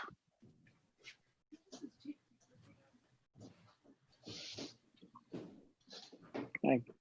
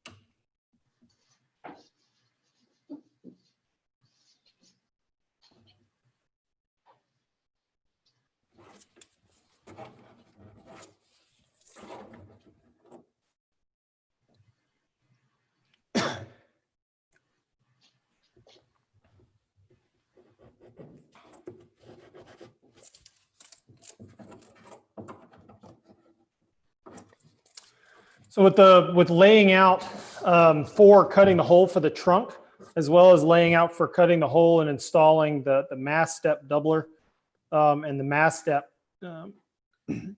what we need to do is find a center line in the seat. And what we're doing there is, and I'm just using a tape measure. It doesn't have to be, you want to be as close as possible, but the seat width is 10 3/4. So it gets you, it's 5 3/8 is halfway across. This forward dowel will give you center line orientation, which you can use as one of your reference points. But what we're looking here is I'm just basically going through and finding that 5 3/8 inch center line, and I'm marking it in a couple places along the straight edge of this seat. And I'm doing that just to allow me to come back with a straight edge. So I've just got a yard rule here. And what I'm going to do is I'm going to line up all the marks that I've made for the center line of that seat. And I'm just drawing a center line just right down, just for orientation. That's going to match the center line, the seam at the bottom of the boat where we put those two bottom planks together. And that's just going to allow us that when we go to install that trunk, that it is center, that we're not skewing our dagger board one way or the other. Also, what I'm going to do with that center line is I'm going to project that all the way up to the bow of the boat. I'll take that line, center line, all the way up. And I'm also going to give it a mark here. And that's to give me the center line orientation because we've got our mast doubler that's going to fit up against that forward transom. And we want to be able to center those two parts. And that way everything's kind of right in the middle of the boat and is nice and in line and looks good and functions at its kind of peak performance. And I'm going to project that line down from the transom enough that I can kind of shoot a center line and get orientation of that mast doubler. And just so I know that I'm kind of lined up and the proper placement of the mast this is what's going to give you that proper placement. And one thing you may have to do, because we ran a fillet to connect that deck with the transom, is you may have to kind of take down a corner, sandpaper, a little plane, something, just to work that edge down, kind of round it over, just so it snugs up against the transom and we're getting the proper orientation. This is a thing too, that if it's a little too far forward, a little too far back, it makes no difference whatsoever.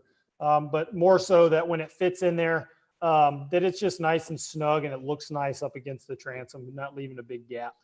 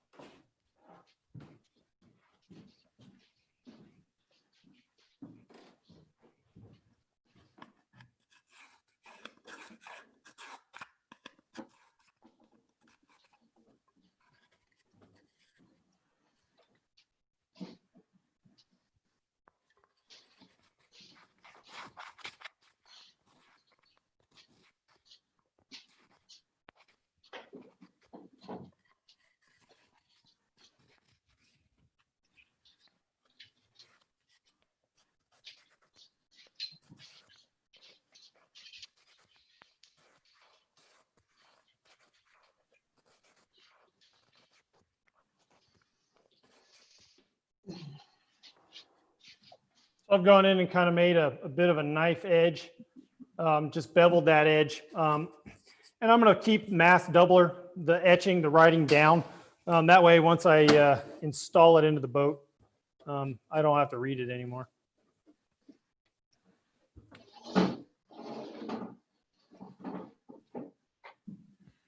But you're just looking to get that to sit.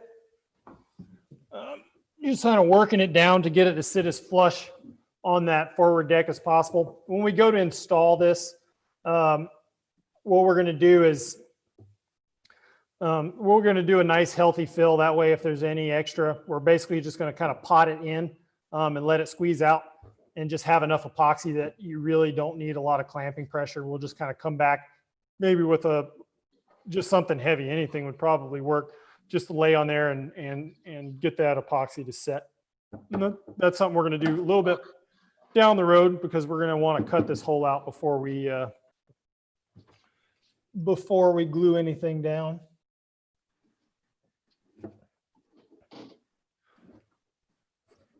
But yeah, so once you've got a nice fit there, we're looking for kind of setting that mast placement.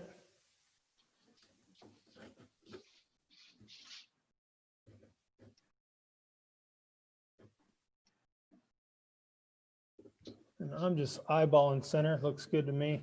The other thing you can do as well is you can find center line of the mass doubler.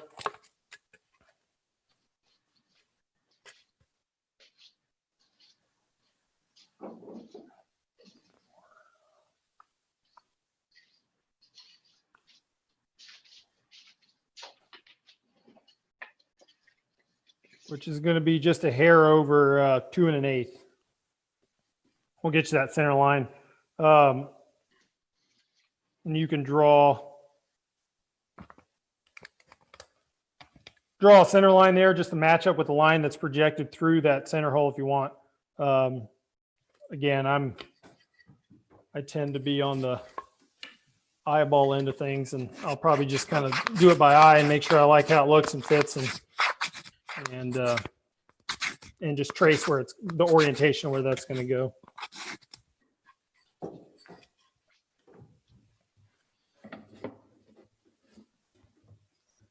That's a nice fit.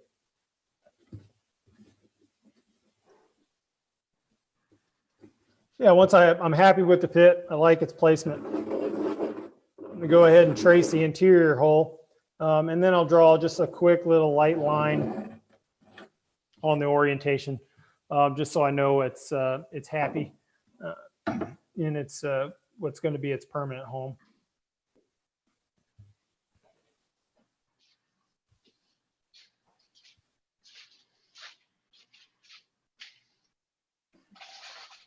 And Stephen, with that, since you've got paint on that deck, one thing you will have to look at is when installing this doubler for the mast, you can go in, kind of tape it off.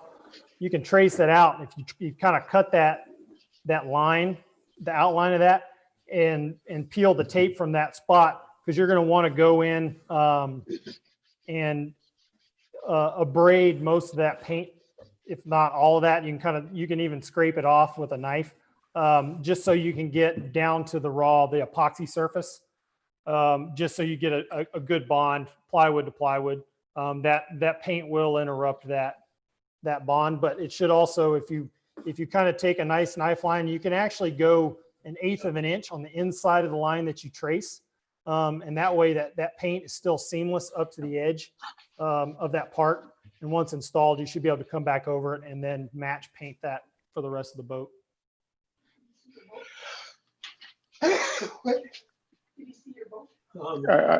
Are there two Stevens? Ours isn't painted on the inside. So oh, I ours thought is you just painted it on epoxy. the inside. No.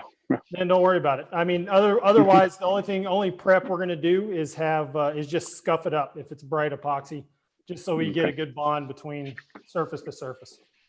Okay, I want to make sure that's super straight.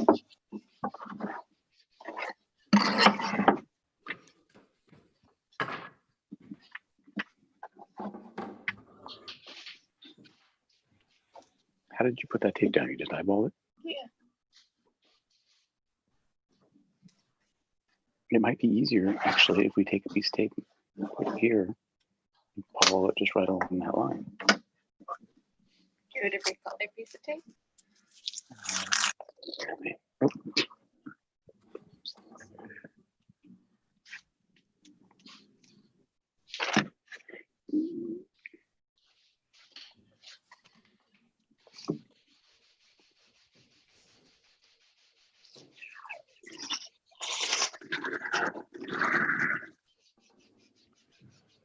So we've got the center line struck, kind of layout for our mass doubler, those areas. The next thing we're looking at doing is we need to find the orientation fore and aft, so forward and back for the template. And so what we're looking to do is we're going to take the corners of these seats where that radius, that turn starts in the front of the seat. And we want to kind of I don't want you to push down each spot. Allie, I need to pull it tight. Just get the end. Sorry. We want to take our straight edge and kind of project the line straight across. And I can give you some more exact measurements here in a second, kind of based off of that, because we have that dowel in the rear end of that seat there. And so we're looking at the front of our support being, it's 1 3/8 inches back. And so it's 3 inches from the front of well, I guess the rear end, the back of the seat to the front of the support here. And taking in account for the 1/4 inch plywood, you kind of want from that front end of that, you want to go back just probably about 3 1/4 inches, maybe just a hair over. And we're marking that on our center line.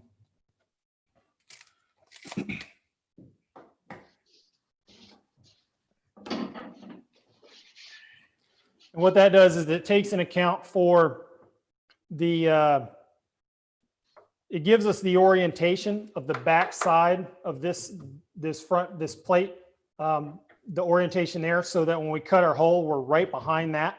Because ideally what we want to happen is we want to install this, when we install that trunk, we want it to basically mate up against the back of this support, so we can run a nice fillet along both sides, really encapsulating in epoxy, giving it a real nice tight fit.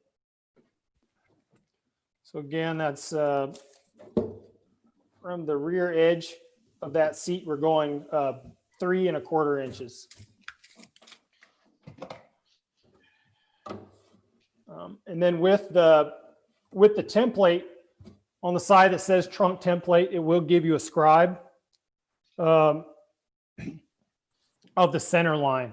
And with that face up, you're looking at kind of dropping the end of the template with the center line right at that 3 1/4 inch mark that you made. And then that's kind of, and then lining those 2 marks up with your center line of the boat. I'm going to go ahead and trace that inside of that template onto my tape. That way I can pull it off and I've got the proper orientation. I'm happy with where it's sitting.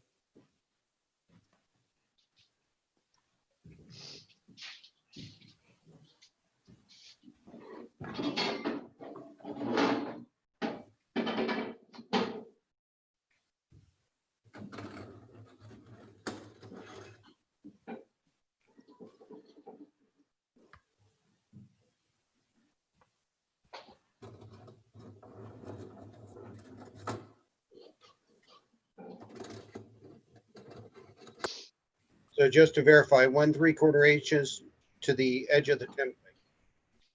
Yeah, so it's 3 1/4 inches from the front edge to the inside edge of the template. It's where it's gonna, the opening that we're gonna cut for the trunk.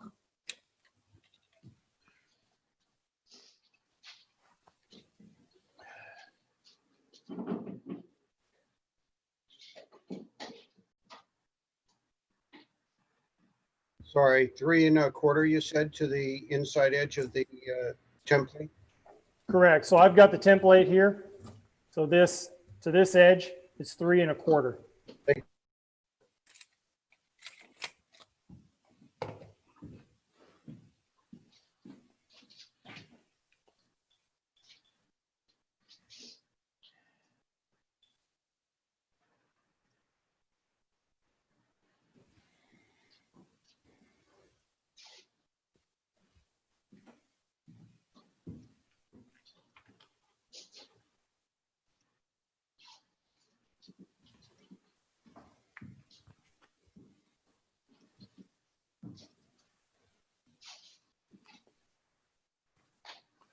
And from here, there's a few different techniques as far as cutting that hole. The most precise way to do it is with a pattern bit on a router. Not everybody has a trim router laying around. And that would look like this. It's got a top bearing that allows you basically to just tape the template down and go, and it will cut this exact same shape as what the template is there. It's not necessary to go out and buy a router, just because it's not the end of the world. What we can do is use the same technique as before, where you can cut that You can drill it out, cut it out with a little hand keyhole saw, come in and clean it up on the edges with a little sandpaper. A jigsaw will work fine. Just kind of any through cutting tool that you have confidence in and it'll work well. But yeah, that top bearing router bit, it's nice because you have the template here. You can let that bearing run on the edge and then just zip, zip, zip, and you've got 4 crisp sides. But just a little bit of little patience cutting it by hand or with a jigsaw. There's nothing wrong with that either. I assume a regular router will also work with a pattern bit. Yeah, any pattern bit. I tend to prefer the palm router just because it's a little easier to handle for small jobs. But your full blown full size routers would be fine as well. You just want to make sure that you can get that template well secured, that it doesn't move on you when you're cutting that. And you'll want to start it still with a drill that's bigger than your bit. That way you put the drill in the middle and then you can come out to the edges, run it around, make a bunch of noise and sawdust, and you're done. So should we do a hole anyway to check to make sure that we have the pattern in the right spot? A hole. I mean, once we drill, we can see where the pattern is as to the end of the. To the support. Right. Yeah, that's fine. If you're worried about it, if it's a little bit, you definitely want to be more forward than back with the template. You don't want to be carving into that support. Ideally, you're pretty close to flush up against that. You can also do that just by drilling a really small hole, just to make sure your orientation.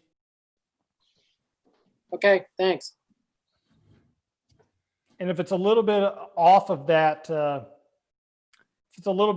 support, that's fine because we can come in, backfill that with epoxy, or you have the space to move forward a little bit if you need to. I'm sorry, I was listening in a little bit, but we were still finishing our mass doubler. So we have our center line drawn. We've got our mass doubler template circle drawn. Now, what are you doing with this center board piece here? I'm sorry. So the trunk template here, I'm just getting the orientation, the proper orientation of the placement there.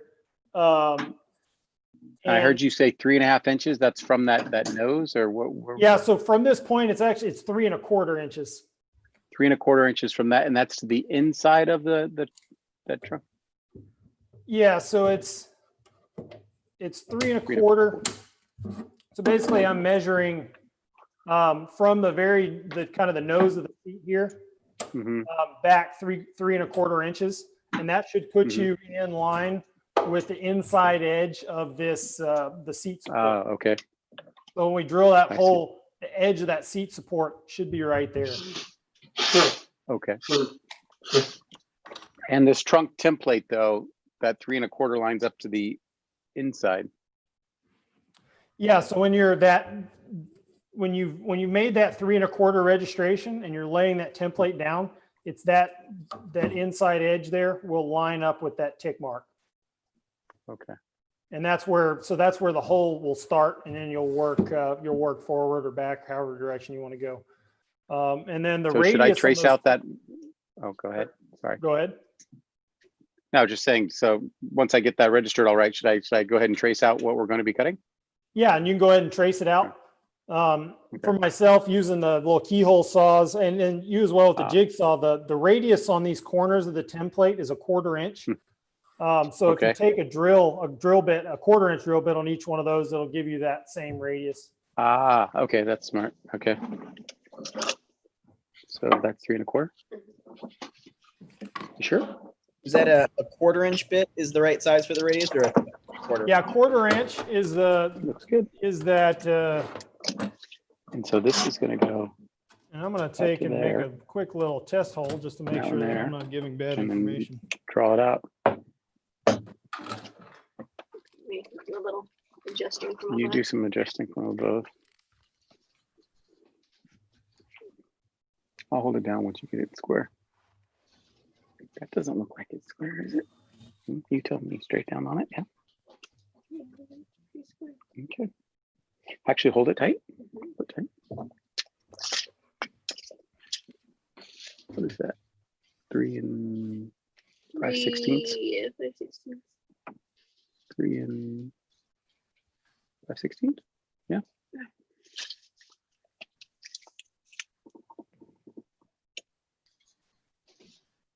So We're in Joel, if between those 4 are and 5. 1/4-inch radiuses in the corner, you're Oh, that talking one's about at a 6. half-inch bit then? So which one that way? Sorry, But I couldn't not quite that hear. much. I mean, so that's 5 to Yeah, 6 that's 5. 16ths.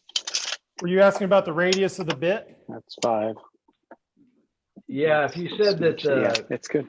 corners Do you of want me the to do the pen? template were Hold it down. 1/4-inch radius, then we'd want to drill half-inch holes. Is that correct? So the corner radius here is a 1/4 inch. And so what I'm going to do is I'll go in with my 1/4-inch bit and drill those 4 holes for the corners. That way, when I connect the dots with the saw, I've got that radius in there. That's also one of those things that's it's not a end of the world detail. Just because when we fit that trunk in, we're going to be able to backfill any gap or lack thereof with a little epoxy. Okay. And if you're going in with like if you've got a bigger, because I don't know if I've seen a 1/4-inch pattern bit, that's pretty small. If you've got like a half-inch bit, you can pre-drill those with a drill bit and then hit the router bit through there, and then clean up the corners a bit with some sandpaper.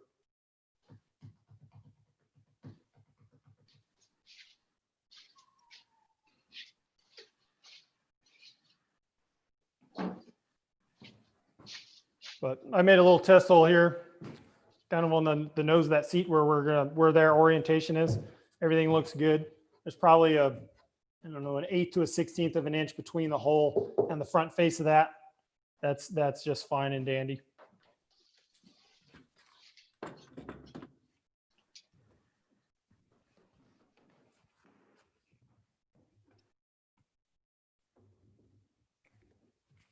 I'm going to go back through and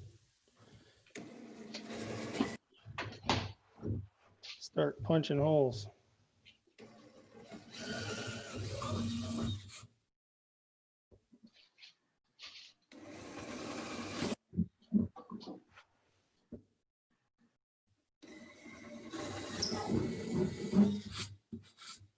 You did say 1/4-inch radius holes for the corners, right? Yeah, so I've just got a 1/4-inch drill bit in there, and that's what's yeah, for those corners. Yep. Again, that's it's one of those things, you know, if you go big or smaller. When we're fitting the trunk, it's just we're just going to radius those corners with a little bit of sandpaper just to get a nice fit. And we want the radius on the trunk as well, because once we get it glued up today, tomorrow we're going to wrap it with a little fiberglass, just to just kind of help reinforce and hold everything together.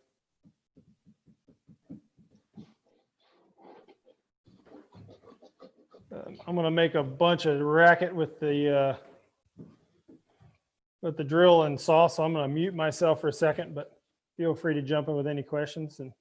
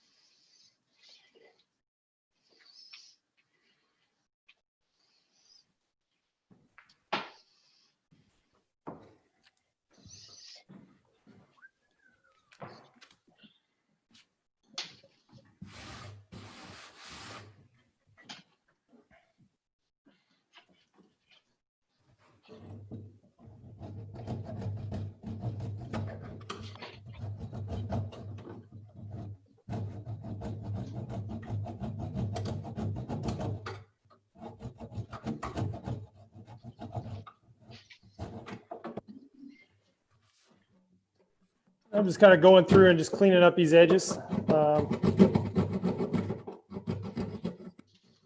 Making them fairly square. You can also come back in with some sandpaper. Just kind of looking to work those edges pretty flat and as kind of close to true to that line that we struck as possible. If there's a little bit of wibble wobble in there, that's fine. If you wander outside the line a little bit, that's okay too. Because when we install this, having a little bit of room between the trunk and the seat just allows us a little bit of extra space to get some glue into that gap and just reinforce that trunk in and get it nice and steady. Because one thing we don't want to do too is we want to be able to get a good fit and a good fill with epoxy. Because if any little gaps that we leave in there, it could eventually turn into some to water kind of penetrating in that gap and turning into a problem later in the boat's life.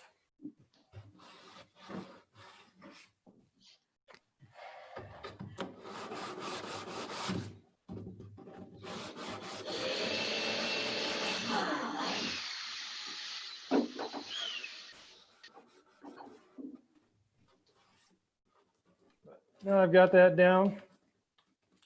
I'm pretty happy with it. You can leave the tape if you want to. I'm going to peel mine up, probably put down a new coat when we decide to get ready to install that trunk.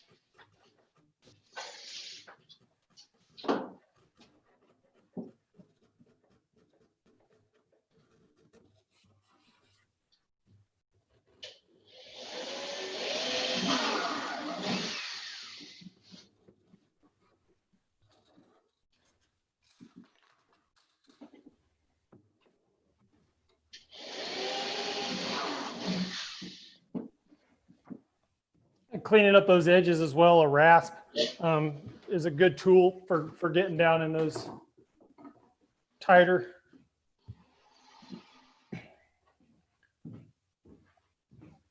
That kind of tight slot.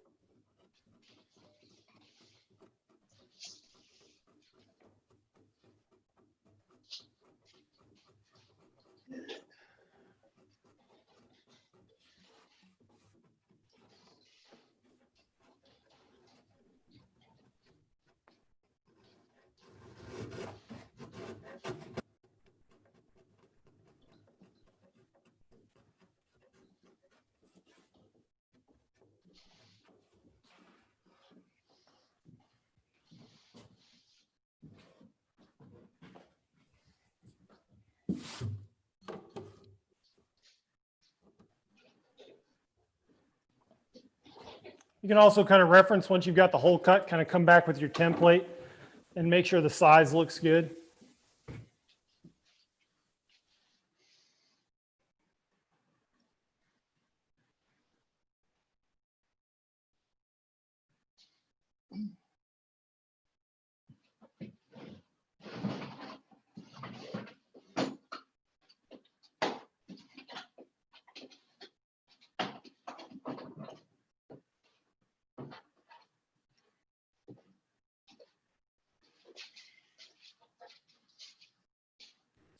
If we wanted to, could we use a template, modify it by cutting the back off and use it as reinforcing underneath?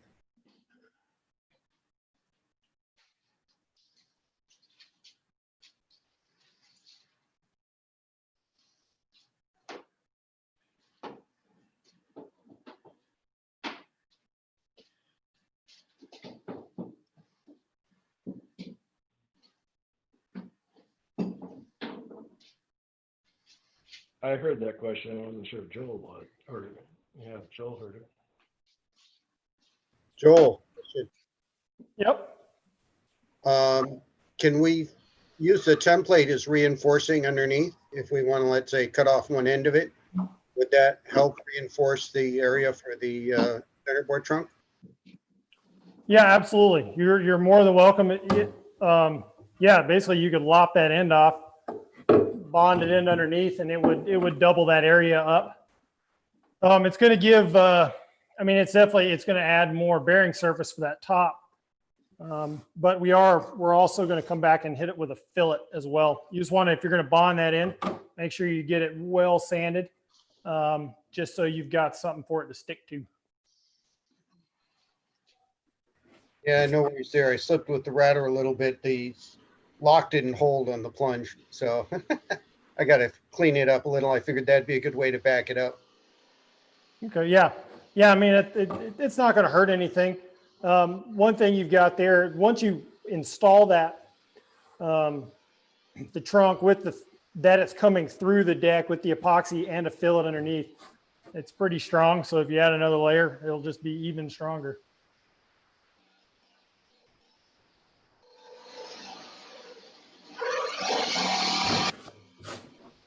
Yeah, and with we're not looking at doing like getting super detailed with the fit of our hole for the trunk, because once we get the trunk glued up and we can slide it in there and kind of dry fit, that's going to give us a better idea of what we need to do as far as kind of trimming it up and making it kind of giving it the true final fit for that trunk. So once you get that hole that's cut in the seat and you're happy with it, we can move up to that. That mast step and that through hole into that bulkhead. And the mast step diameter is about 1 3/4 inches. If you do have a 1 3/4 inch Forstner bit, you can just take a Forstner bit, kind of center it up, and then drill that hole out. If you don't, we're just kind of looking to revert back to the same methods we've been using for the other holes, whatever you got. And we're just cutting that hole out there. Again, if you're a little bit, if the edges aren't perfect and crisp, that's fine, because we're going to come back over it with our mast doubler, bond that into place, and it'll cover up any rough edges there.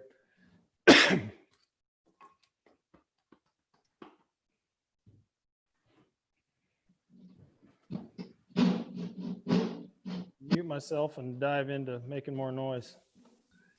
How critical is the fore-aft dimension on that? Because I've got a fillet up there that if I want to keep this template flat, has to come back a 1/4 of an inch, 3/4.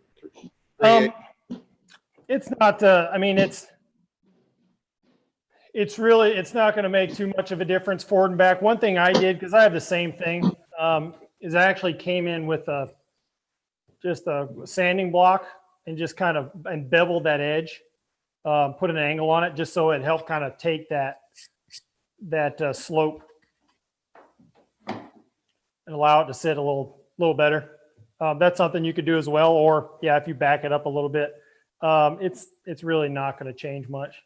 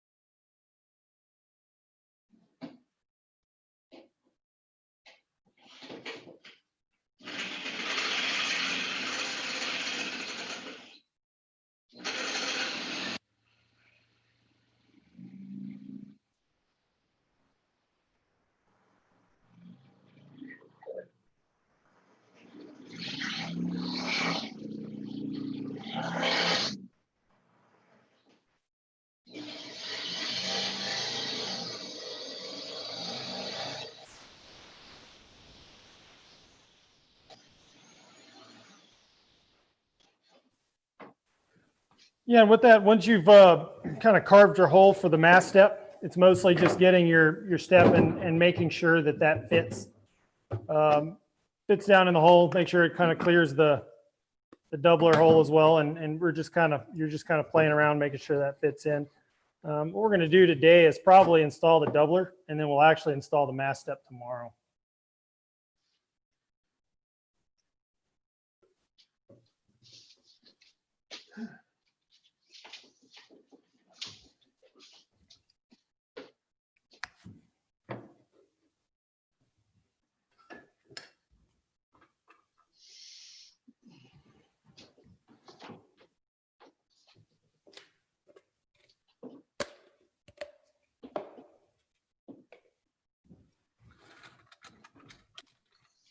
Is the doubler going on top or underneath? For ease of installation, I'm going to install it on top. Yeah, and it also, the way it's the way it's drawn up is that you'd have to shorten it for the under the deck. So yeah, I would say go for just right on top.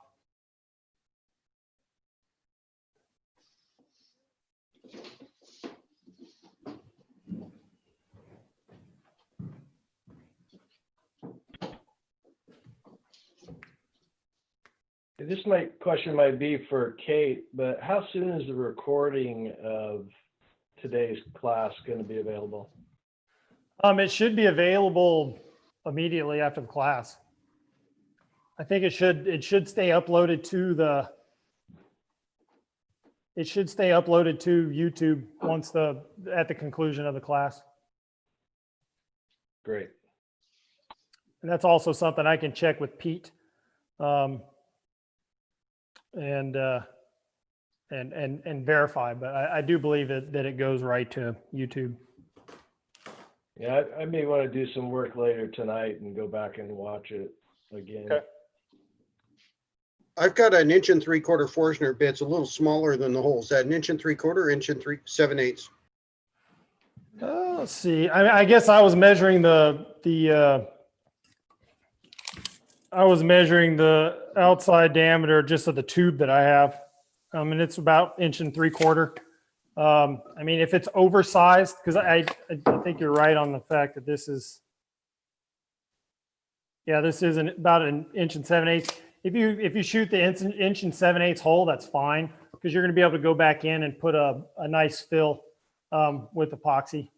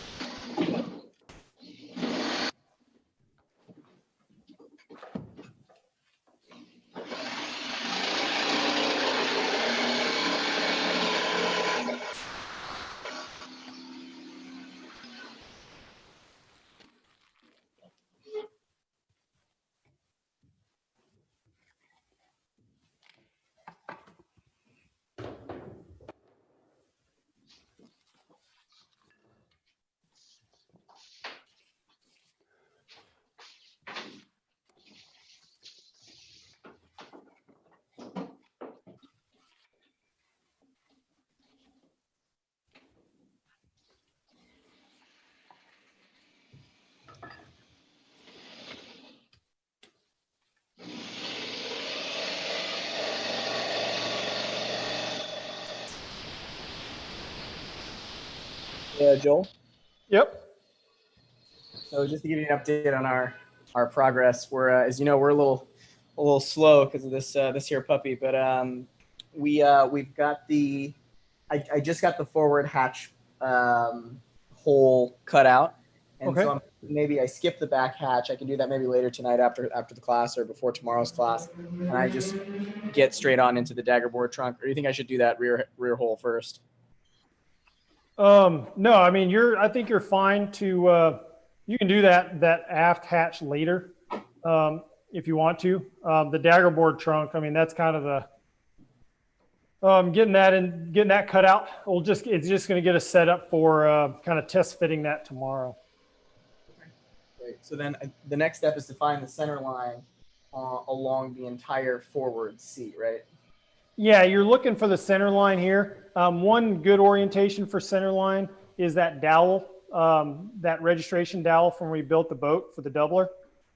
You can use that as a center line, and then I'll have to go back and remember what but the center line of the seat is 5 3/8. Gotcha. So then it sounds like I'll find that center line along the seat and then stretch that out straight up to the bow transom. Yeah, you're looking basically find center line here so you can get proper orientation to cut your hole for the dagger board, and then also the center line all the way up to the transom, so you know where to orient your mast step and mast step doubler. Gotcha. Okay, super. I'll do that, and then we'll check back in once I've got that center line drawn up, and I'm assuming I can just outline that mast step doubler up against the bow on its center. And then I'll check back in. Yeah, you're just going to trace it out. That's going to give you an idea where you got to glue it, scuff up epoxy for bonding, as well as cutting that hole for the mast step. Okay, awesome. Roger that.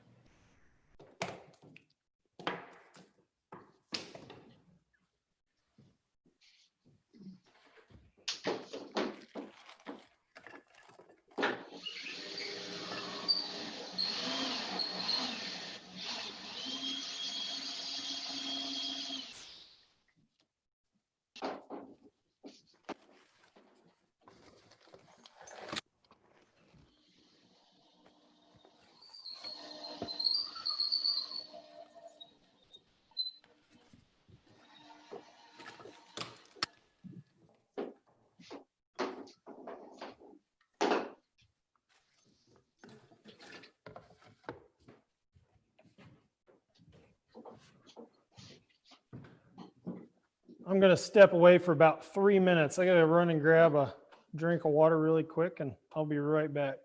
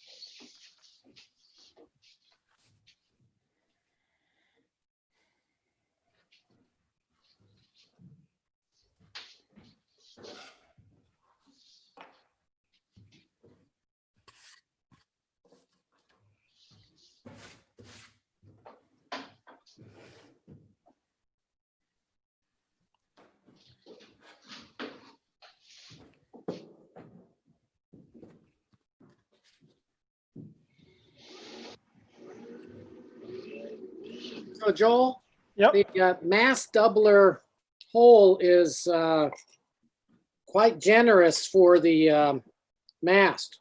Sure. Yeah, and that's fine. Because, and that's why I was kind of saying with the 1 3/4 inch hole in the deck is a little smaller. Should give a little tighter fit for the mast. It's not a big deal just because we'll be able to come back in with a nice kind of heavy epoxy fill to kind of sure up that mast step. Okay.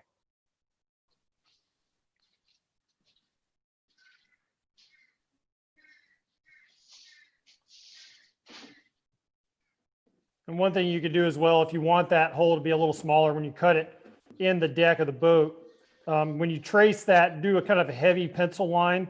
When you trace that center hole in your doubler, and then cut to the inside of that pencil line when you cut out for the hole, and that should shrink that hole a bit and make the mast step fit a little tighter there.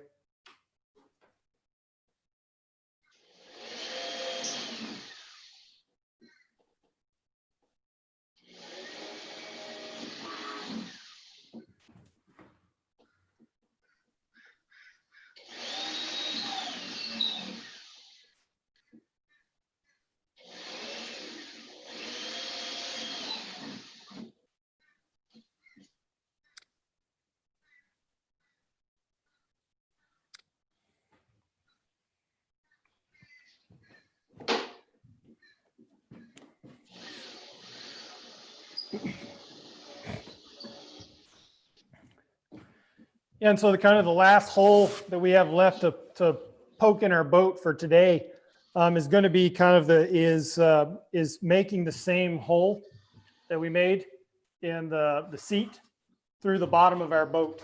That's always a fun cut to make, as you go through the work and the effort of making this really nice, beautiful boat, and then you cut a 12-inch hole in the bottom of it. But the idea here is that we're looking for, yeah, it's creating that same hole to line up with the seat as with that trunk. And so what we're looking to do is get that template registered on the bottom of the boat, so we can trace out and make that same hole through the bottom as we did on the top. What I'm going to do there is, starting off, it's kind of the easiest way to do it is lining out from inside the boat. And the way I'm going to do that is kind of getting an idea of, is right behind our scupper hole and the seat. I'm going to come in with my drill. I've got just a really small little 32nd-inch drill bit, where I'm going to, because I can see that center line in between the planks of the boat. And what I want to do is kind of just come back, 1/16 of an inch behind the bracing in that scupper hole. And I'm going to shoot a hole in that center line right through the bottom of the boat. And that's going to let me know where the aft end of that pattern needs to be. And for anyone, if you're cutting the hole and you haven't painted the bottom of your boat, this is really simple, because you basically shoot the hole, flip the boat over, line your template up with that hole, and you'll be able to find the center line. If you've painted the bottom of the boat, we're just going to take a little bit more measuring just to make sure that we're getting the proper alignment of that template. And basically, by what we're going to do there is I'll take the length of the hole template, and instead of just drilling that one hole here in the front, templating it off.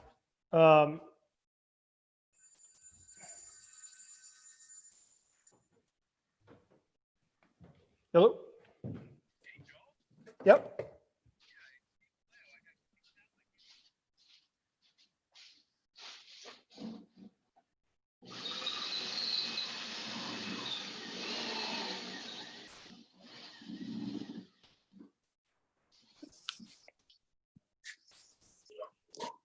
All right. Back in action. Sorry about that. Yeah, I've been off for 5-10 minutes. Oh, yeah. No worries. Yeah, I've been so consumed by poking holes in boats, I didn't notice. Kind of what I was explaining right now. I've got the top of the boat holes cut, and the last hole we're looking to do is basically cutting the same hole that we cut here in the bottom of the boat. Yeah. And kind of running through the steps of making sure that the orientation is correct there. And we're going to do that. And I think in your case, because the bottom of your boat is painted, which will make it a little more difficult to find the center line. But we're going to remedy that by just drilling a couple holes from the inside out. Yeah. Just because we can see the center line between the planks. Correct. So yeah, what we're doing is we're looking to come right behind this upright support for the seat. And I'm going to bring tuck my drill in underneath. And I've just got a small little 32nd-inch drill bit there. And I'm going to shoot a hole through to the bottom. And that's going to give me the center line, as well as the positioning for the template when I flip the boat over. And then because the boat's, what did I do with my tape measure? Because the boats, if it's painted, it's hard to find that center line. You wouldn't be able to just drop that template on underneath. What we're looking to do is you can measure out kind of along this center line. You drill that hole, come 12 1/4 inches back on that center line from that hole, and drop another hole, and you'll be able to line up the template, the lines here and here, and that'll give you the front and the back of the jig, and that's where you'll be able to get that all lined up and kind of make sense of where this needs to get cut, if that makes sense.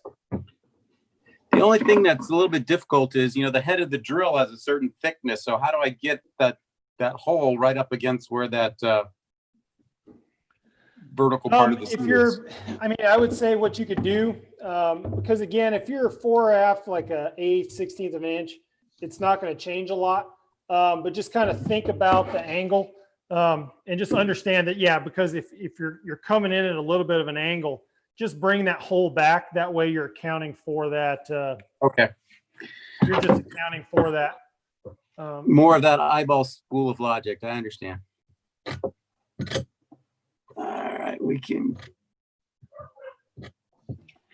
Al, does it look like it's? Yeah. So, but when it goes through, it wants to be right up against that. So that's too far. It's probably.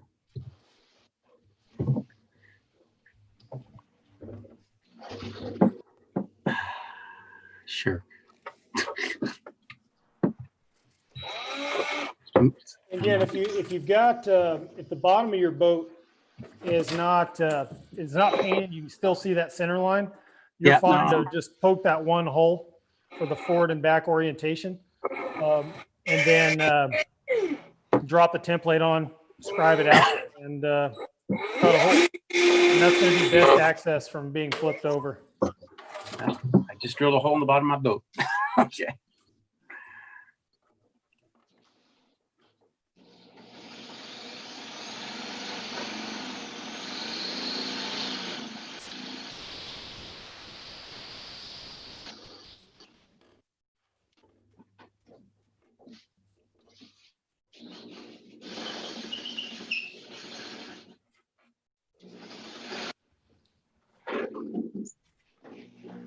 Erickson, you might want to mute your mic there when you're drilling. Yeah, sorry about that.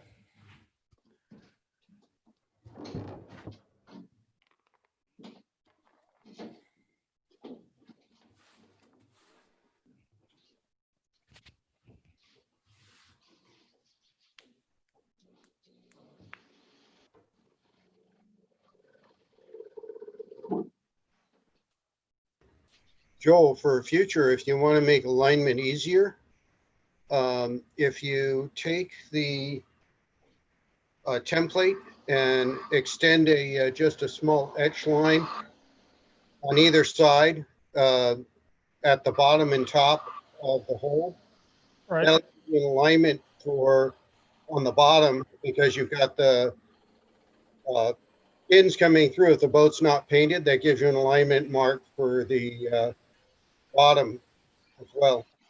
Right. Yeah, and what I've done, I guess mostly the holes are for folks that haven't painted or have painted the bottom, because when you come underneath, you can use those tabs. You can use the tab because the front of the seat structure is tabbed through to the bottom, and you can just draw a line from the back side of those. I guess it'd be from the forward side of those inside this seat. And then that gives you the orientation of where it should be. The one advantage of the new kits, all the kits that have been, because these kits weren't originally in line with, it was originally just a little tender, a little rowboat. And since we've gone for it and a lot of people have been interested in the sail, all the orientation of all these holes is scribed onto the parts by the CNC machine. Which also would alleviate some stress of having to draw lines and poke holes. That's what we get for being the trailblazers. That's right.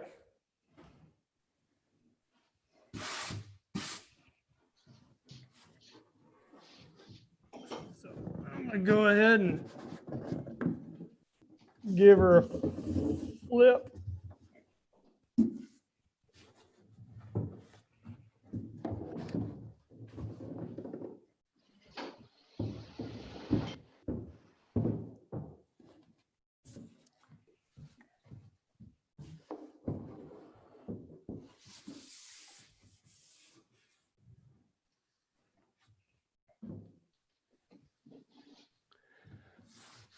Yeah, and flipped over. If you take a look at the bottom of the boat, you'll notice that there are the tabs from the front of that seat that do come through. You can actually go from the back end of those,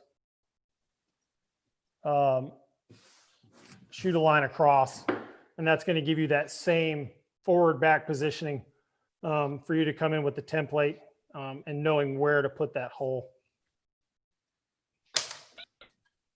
How did those runners come out there? Oh, they come out well. I definitely like the extending the runner up forward a little bit, just because there's a fair bit of rocker in this little boat, and it just gives it a little more protection. And I'm even, I think once the sail kit's installed on this boat, I may come back and add a third strip fore and aft of where the trunk comes through the hull.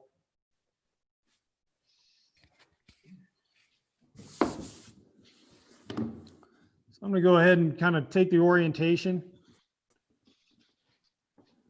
with my template here. Like for me, I'm using that center line between the planks, lining it up with those ticks. If you drilled the holes for your center line, you can use those. And I'm just going to come in and trace it out.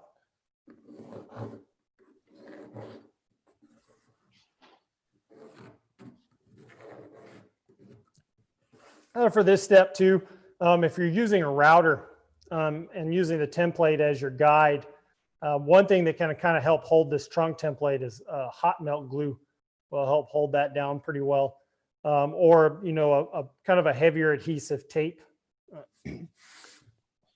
Something because you do have a little bit of spring. It's going to kind of want to pop up on you a little bit.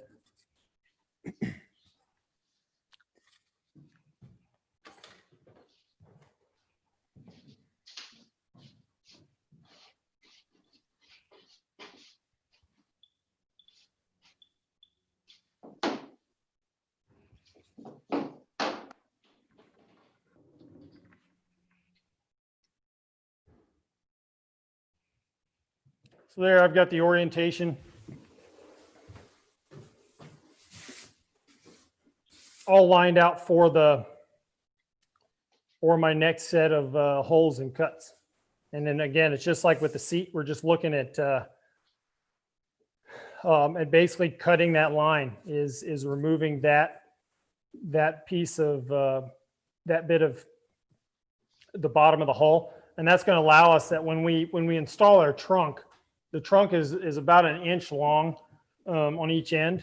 So it goes through, we install it, and once it's all kicked and cured and installed, you can come back with a Japanese saw or preferred cutting implement and then flush it off with the bottom, and then come back, backfill it with with some epoxy to seal up any of that ingrain. And you've got yourself a really nice dagger board trunk.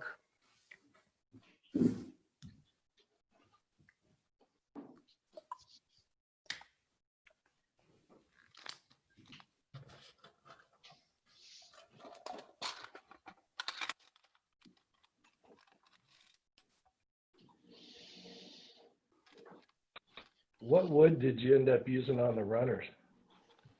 That's sapele. In the boat building world, generally you have a whole lot of that stuff laying around. It's a tropical hardwood. It's super sustainable, and it's tough as nails. But in these instances, you can just any really nice tight grained hardwood. That was pleasant.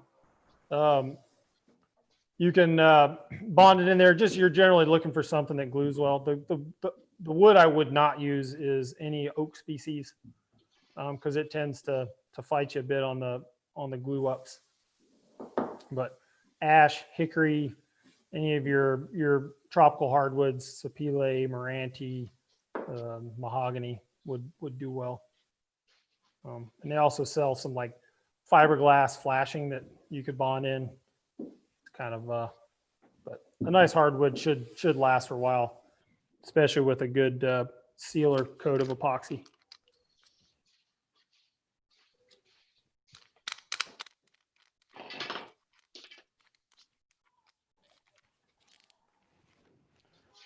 All right, so I'm going to make some noise, so I'm going to mute myself. But yeah, I'll just start the process of popping a hole in the bottom of the boat. And I would check, double check, triple check that you make sure you put your template on the right end of your line. That way you don't put your dagger board trunk right in the middle of your boat where it doesn't have a seat to go through to.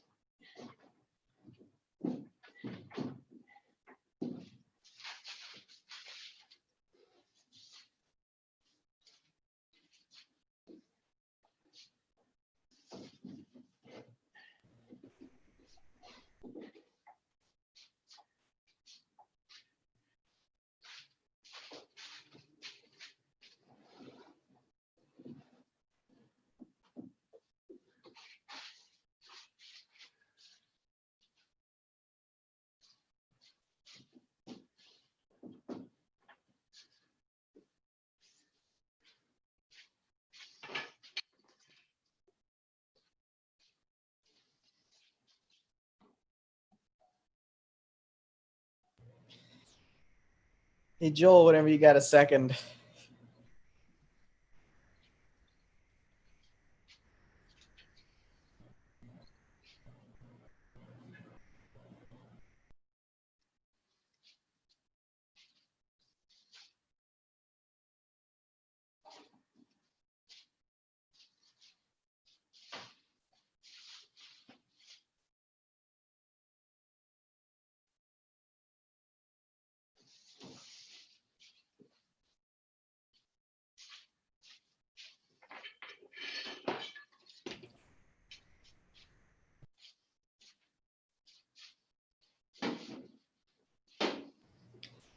Hey, Joel, I'm not sure if you can hear me, but it's probably the sawing. I'll just wait till you're done with that hole.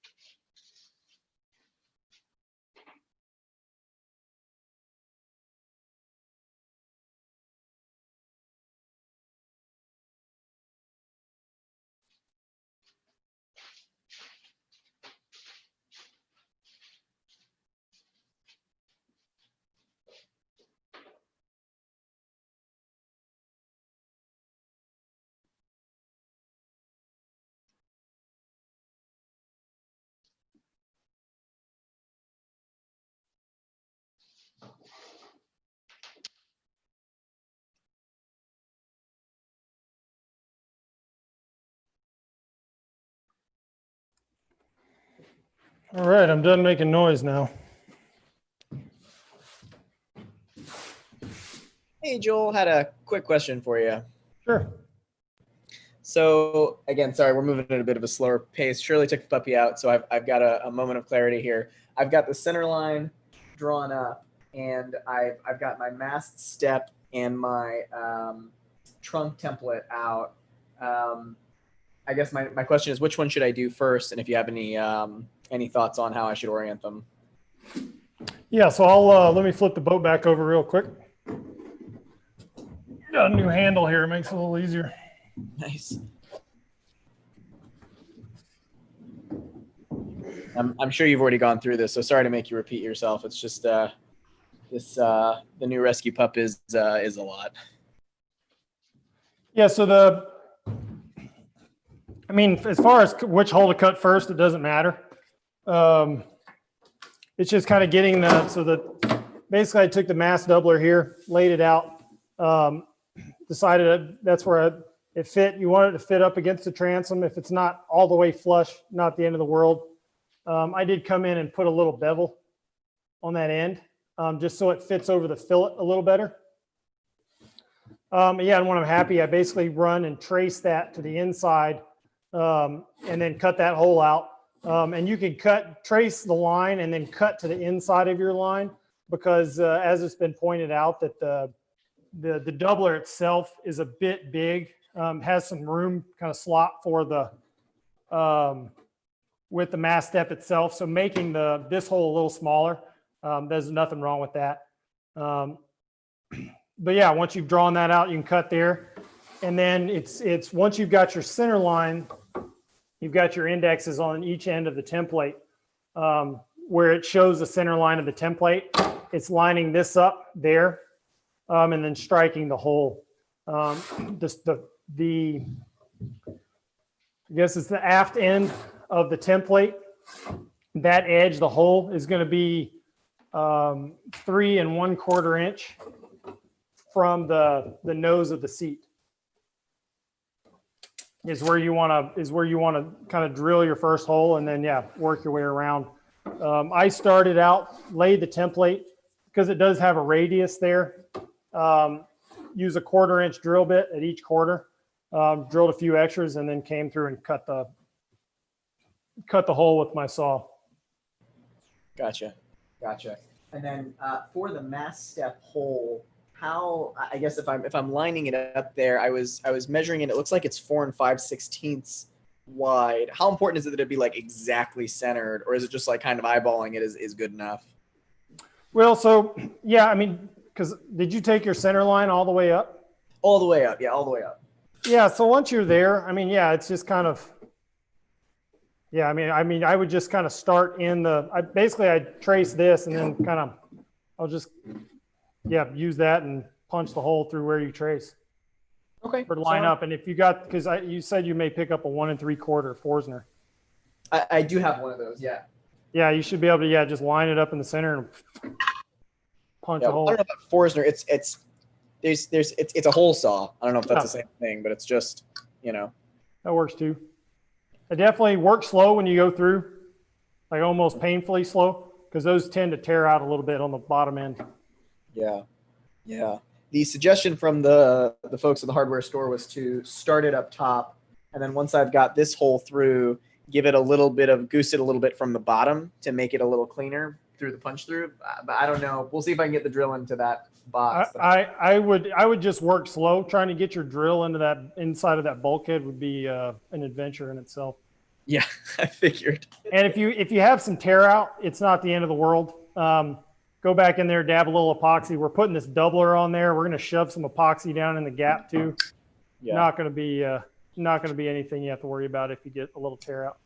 Gotcha. And are we going to fillet the forward end of that mass partner? Oh, up here at the transom? Yeah. Yeah. So if you've got like here, I've got a little gaposis. I'll come back with some thickened fillet blend and just run a small fillet to level that into the transom. Gotcha. Okay. Great. So then 3 1/4 inches from the nose for the trunk. Line up those lines, and then for the mass step, just kind of eyeball it to the best that I can. Mark that, and then throw the 1 3/4 hole right on the center there. Because the 1 3/4, I can see as I'm just like holding it through the. It is a little smaller than the. You can see there's a little bit of a gap there, so yeah, I'll try to center that. Okay, I will do that. I mean, yeah, and with this centered, yeah, again for the hole location, I just laid it out, traced the inside, and shot a hole through there. If you're a 1/4, 1/8 of an inch one way or the other, it's not going to be the end of the world.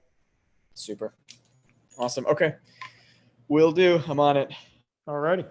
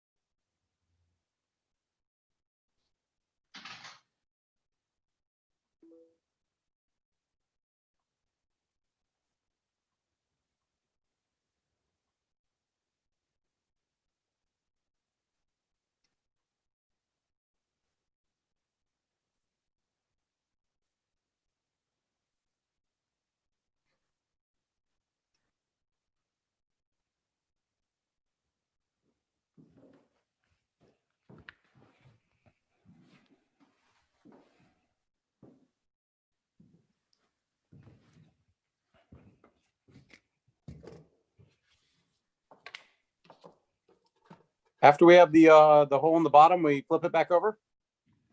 Yeah, once the hole's in the bottom and you're happy with it, we can flip it back over. I mean, that's pretty much where that's kind of the conclusion. What we'll do, we're going to bond in the mass doubler if we've got time. So if you want to get that prepped, that could be your next step. Okay. Because I think we're waiting on a few folks. So yeah, if you want to prep that. The other thing you could work on as well is we're looking, you got to see behind me. I've got my rudder parts laid out because we're going to go in and do some fiberglassing right at the end of the day. Get that fiberglass all nice and wet out and get those parts sealed up.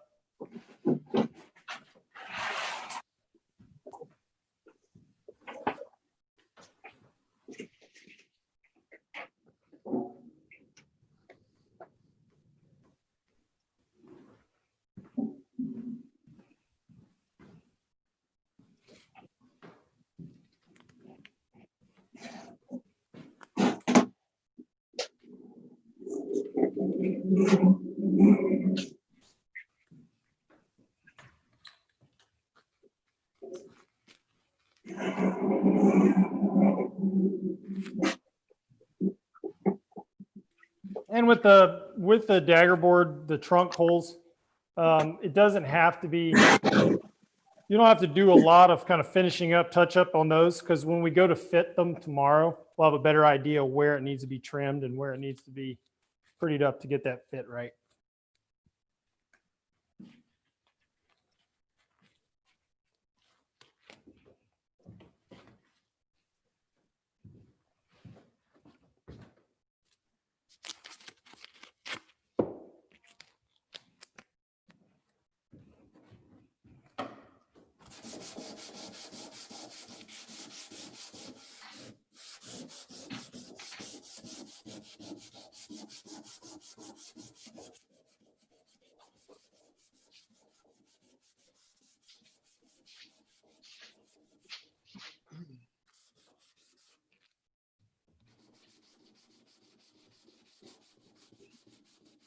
On the seat, yeah, I'm just kind of scuffing it up, get the shine out of that epoxy that's on the seat. And just making sure that that's all happy and ready for when we decide to stick it in place.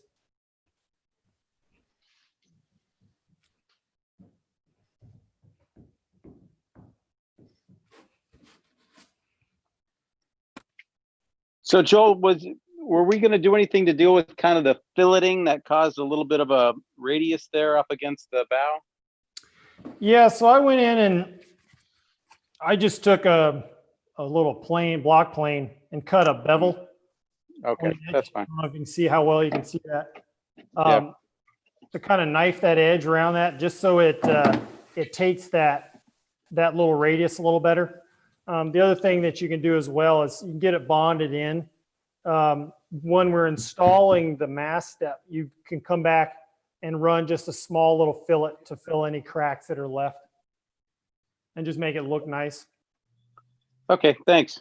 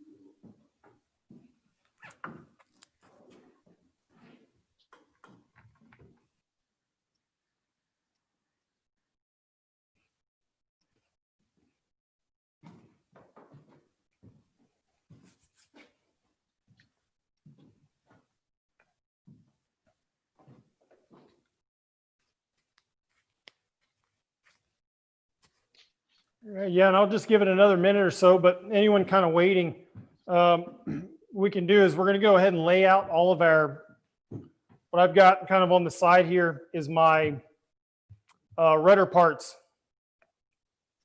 kind of laid out. And what I've done is all the registration marks, all the labels I have facing up, just as that's going to be what I'll consider the inside of the part. And that's the side that we're going to want a fiberglass, just kind of build up some bulk on those parts, as well as give it some durability. And so the parts that we're going to be fiberglassing are the cheeks. We've got the cheek doublers and then the cheek spacers. And those are all going to get kind of laid up and then through bolted together with some hardware. And yeah, and it'll all look nice. Because one thing with all these components, I think I mentioned it earlier, is they're not going to be bonded together. They'll all be separate parts. So if something breaks, something needs to be replaced, I'll be able to come back later and do that. But in order for us to get the max durability out of that, we're going to put a layer of fiberglass. So I've got them laid out just in an orientation that allows me to kind of use as little fiberglass as possible. And then we're just going to cut a little rectangle that fits in that fits covering all those parts. And because yeah, we're going to get those nice and wet out with some epoxy.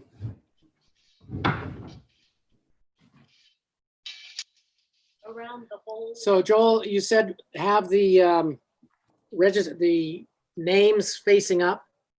Yeah, that way we're making sure that we're all fiberglassing the same side.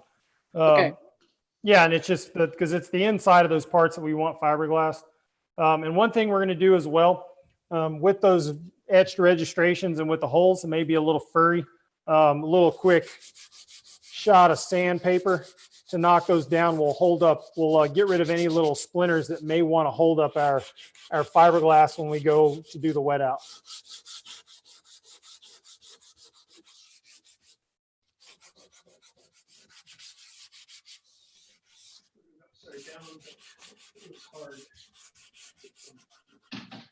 Over. I have a whole socket, you know. Yeah, I was able to cut. It cuts only round holes. It has a bunch of different sizes. Yeah, they would have done a much better job on this. Into it a little bit, you know. It'll work okay because I'm going to move it up a little bit. Well, let me show you. So. I'm going to move it up for you. Okay. The piece that goes in there goes in just fine. Oh, so you put it back in. Oh. Yeah, but what goes around it? And then it gets filleted. Oh. And Oh. Okay. That's going to be epoxy on it. Oh, okay. Well, just so you know. So I don't need it now. Oh, but you see, you know, right here.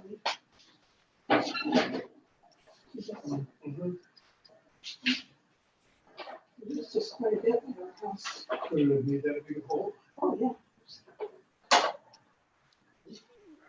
And I've got laid out just kind of enough fiberglass. Just kind of went in and took a corner off. Enough to cover those parts that we're wanting to get coated.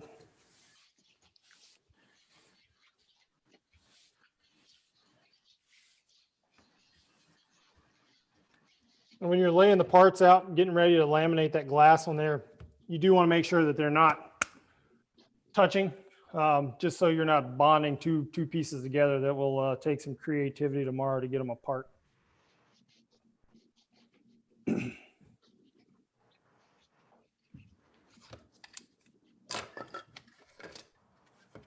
This shouldn't take very much epoxy to fill that amount of glass. probably just going to work a pump at a time. Because what we're doing here, I mean, basically the last steps we're doing today are going to be get this fiberglass wet out and get it on these parts. And then we're going to get our parts glued up, our daggerboard trunk glued up.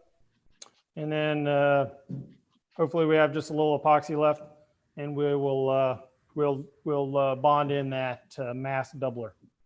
And that should be it for today.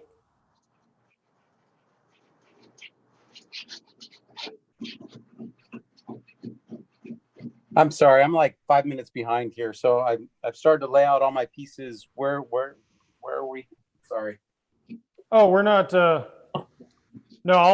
where I'm at now is I've got my fiberglass cut. I've just got all my pieces laid out in an orientation to try and minimize the amount of fiberglass that I use when I'm coating that. Yeah, so I've just got those laid out. I did sand down the fur off of the little splinters that are coming off of where it was etched, the orientation, the labeling, and then kind of on the edges. Okay. And I'm sorry, you got all labeling pointing upward? Yeah, so all the labels, so like cheek spacers, I have them facing up, and that's the side that will fiberglass.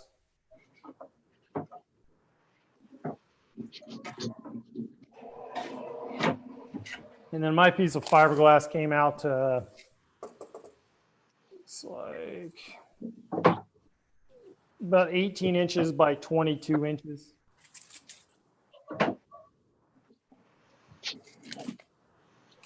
And you got these trunk plugs as well, or glass? The trunk plugs, if you want to fiberglass them, you can. I don't think it's all that necessary. Okay. These don't really come under any strain.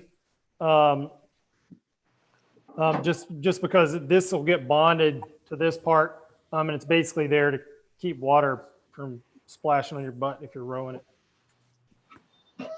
So we'll bond those together tomorrow, and and coat it with epoxy. That should be plenty of strength for that part.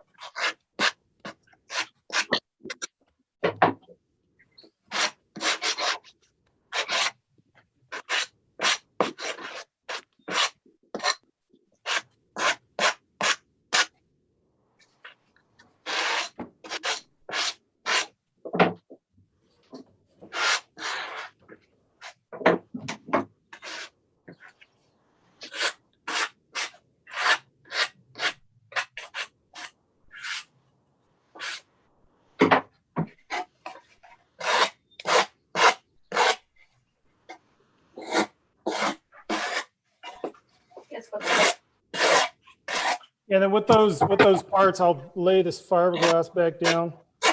Yeah, you're just looking for good coverage of all those of all the parts with the fiberglass cloth. And then we're gonna go to mix up. And I would just work a pump at a time with the unthickened epoxy, just to not overuse. It's not gonna take a lot of epoxy for this step. So we'll just kind of mix small batches and keep making more. And then if we have some left over at the end, we can roll that right into the next part.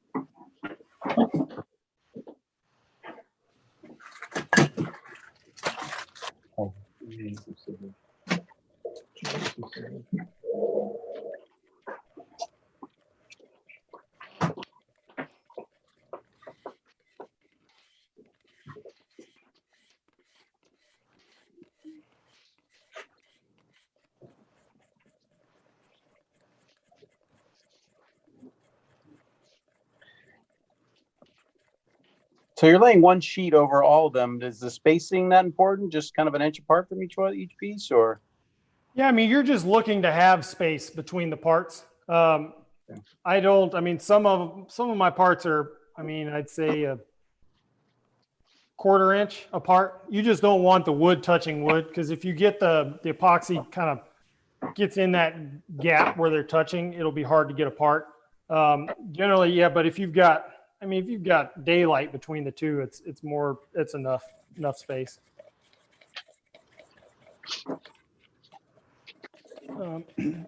This is a step 2. If you've got some like throwaway brushes, chip brushes, or little foam brushes, you can kind of you can apply the epoxy that way if you want. Just because we've got some kind of long, skinny parts, I'm going to kind of err on the squeegee side, but it's kind of personal preference there.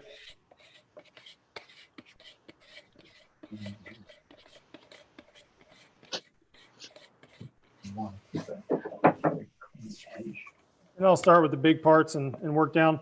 With the one thing you'll notice with the with these cheeks, these parts here, it does have that. It's got that side that's kind of notched in. What you're trying, you don't want. You're just wanting to fiberglass this face. You're not really worried about getting fiberglass to this face, because eventually you'll come back, and then this is the one part that's going to get fiberglassed on both sides. So you're just looking to get that cheek face glass, and you're trying to keep basically want to try and keep the glass off of that part there. And as long as you're just not pushing epoxy into that area, you should be able to avoid that.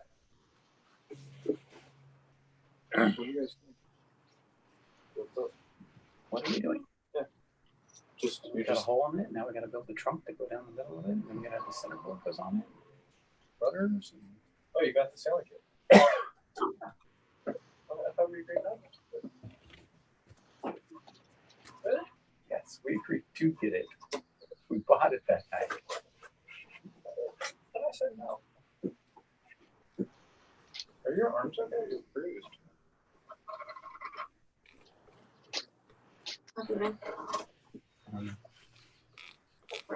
Right there. So just really try to have a clean machine to not let those get messy. Hey, Joel.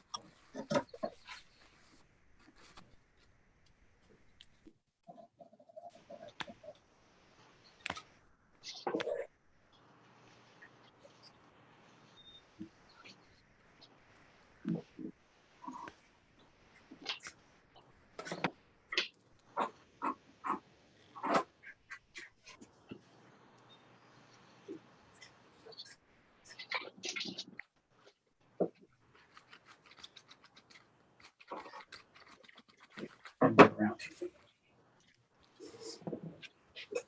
See, did you cut that one?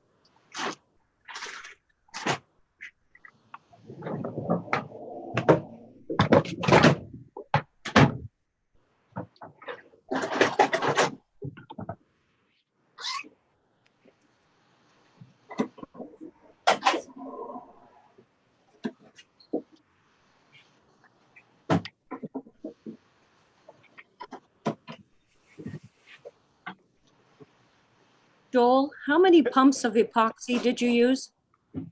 I started with, I think I started with 2.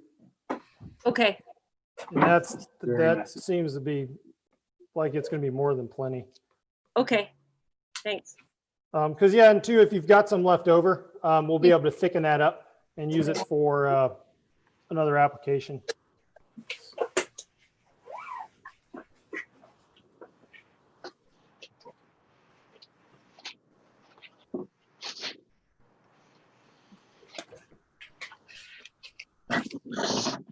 And then with that application of that epoxy, we're just looking to massage that, kind of massage that epoxy down into the glass. We want enough that it makes all the fiberglass completely translucent, but we don't want so much that you end up with fiberglass floating on top of the epoxy.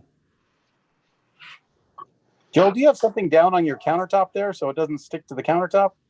Yeah, so I've got plastic there. Ah, okay. I should put something down. Okay. Yeah, sorry about that.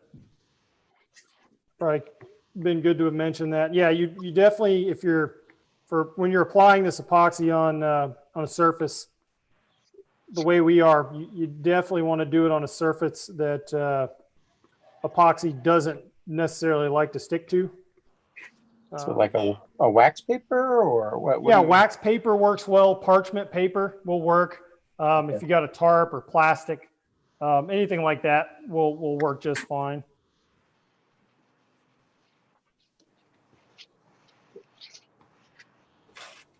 You got a glass coffee table? In the garage? Maybe. You can take the mirror out of your bathroom.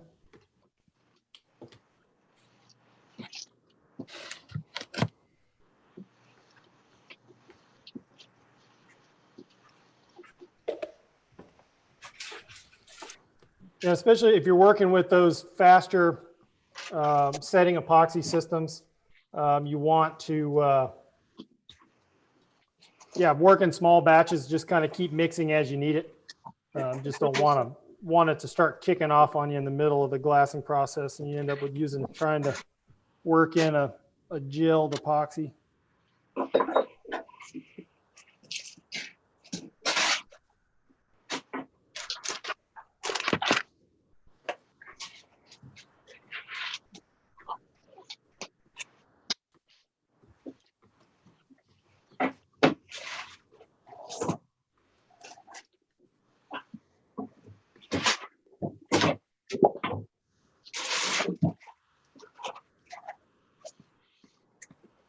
Hey, Joel. Yep.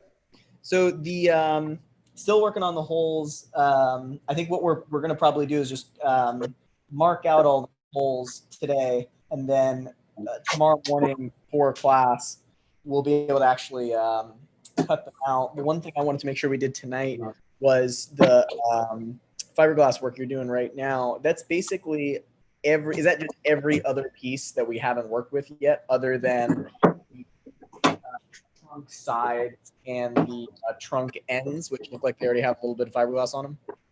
Yeah, so the trunk parts we're not worried about. Okay. And the dagger board ends and trunk plug and plug end, we're not worried about there. It's just all the rudder parts. So it's basically you've got the cheeks and cheek spacer, and I can't remember what the other one was called, but it looks like a 7. And we're just kind of laying those out in an orientation to allow us to get some epoxy into that fiberglass. So then, and I see what you're doing there, where you're laying it out so you can use a smaller piece of fiberglass there. So it's just the cheek spacer, and the cheek doubler, and I've got 2 of each of those. So those pieces, I would throw fiberglass on both sides, on just one side. What we're going to do is the side that has the label, so it says cheek spacer, cheek doubler. We're fiberglassing that side. Because tomorrow what we'll end up doing is we're going to fiberglass the other side of the cheek itself, and that's the only one that really needs to get double glass. Got it. Okay. So then Basically, we're taking this thing. Got it. So then when we do the fiberglass, just make sure all of the writing is facing us, and we lay the fiberglass over that. And then tomorrow, it sounds like we're going to put another layer of fiberglass on the cheek itself on the clean side, because that'll be what's facing out, and everything else will kind of be hidden underneath. Is that all right? Yeah, correct. Perfect. My cake spreader or something? No, it destroys anything it uses. So then, after I mark out the trunk, as you'll recall, my boat is not painted, so I've got the center line on the boat upright, and when it's upside down, visible clearly. How should I mark the should I just lay it right up against that scupper hole? Yeah, so it's when you're cutting the hole for the bottom, you'll flip the boat over. And then you can either, what I kind of explained was drilling holes, drilling a small hole behind that scupper hole for orientation of the template. But if you haven't painted the bottom, you also have the tabs from that seat that project through to the bottom. You can take it would be the forward edge of that seat structure, and then you can use that, draw a line across and use that as the edge. So the back edge of the template to project where you need to cut out, if that makes sense. Yeah. And I can also, if once we get through this step, I'd be happy to flip it back over and run through that with you again. Sure. As long as it doesn't hold anybody else up. Yeah, but that makes sense to me. It'd be great to see it, of course, but don't hold up the next steps on mine. Put a little bit on there, and then I'll just try to let it out. And then try to do the next one, try the next one. Just pour a little bit on there. We don't want it to be a little piece. Right now, before I do that, I'm just going to try to see if I can use this hole saw without freaking the dog out. Yeah, he has not been a fan of any of the noises in the apartment today, so I'm hoping maybe this one will be okay. Otherwise, I'll leave this and start drawing that template. Gotcha. Get this one with it out.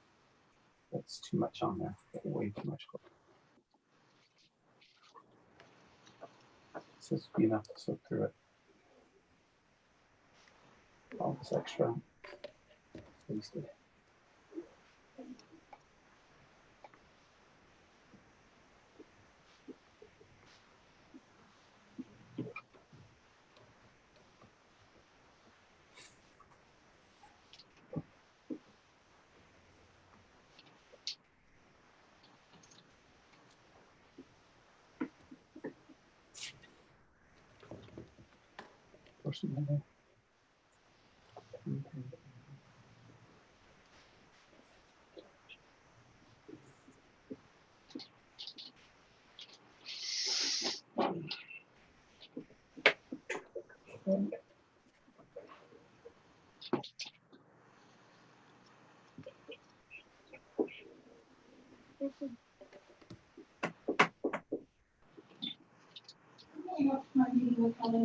Okay.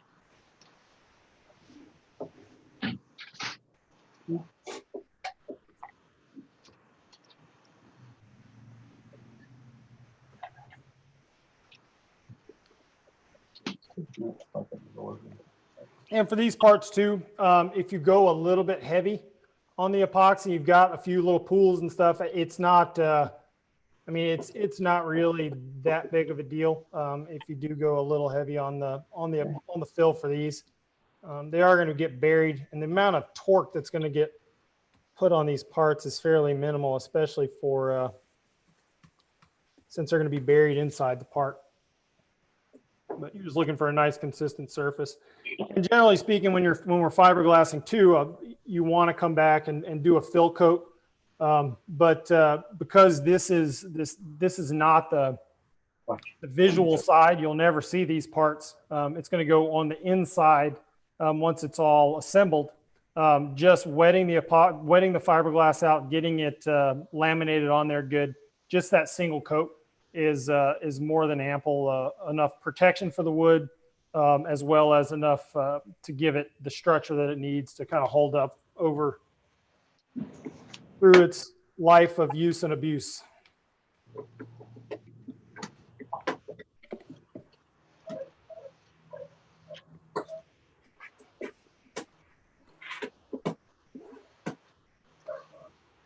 But just making sure that kind of when you're applying that epoxy that all the surfaces are covered. You don't have any white spots projecting on that wood, no air bubbles.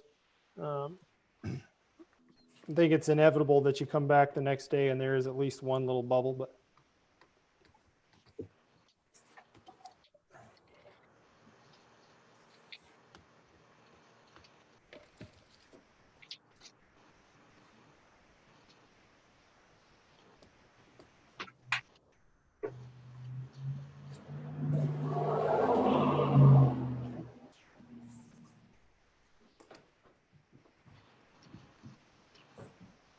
yeah, ideally, once we've got it all, got them laid out, got them fiberglass, got that cloth saturated.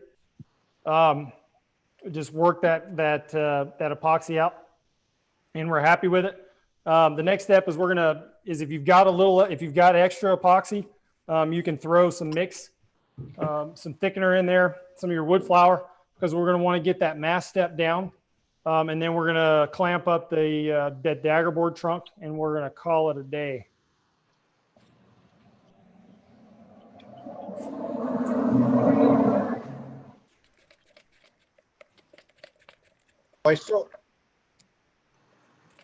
What's that? I still have to make that other dagger board trunk piece, so I won't get to that. Okay. And put it right here and then I can drag it over. How intact were the parts that did you cut out for the dagger board trunk, or did you router that out? Yes, I did one of each. I have enough to be able to get the piece out of there if I can cut it right. Okay. Yeah, because I was going to say if you cut out a piece for the dagger board trunk, it's big enough that you could pattern one off the other and pretend and kind of save that piece and use it, if that makes sense. Yeah. No, I'm planning on it. I have to go take a trek to get to a saw though. Okay, gotcha.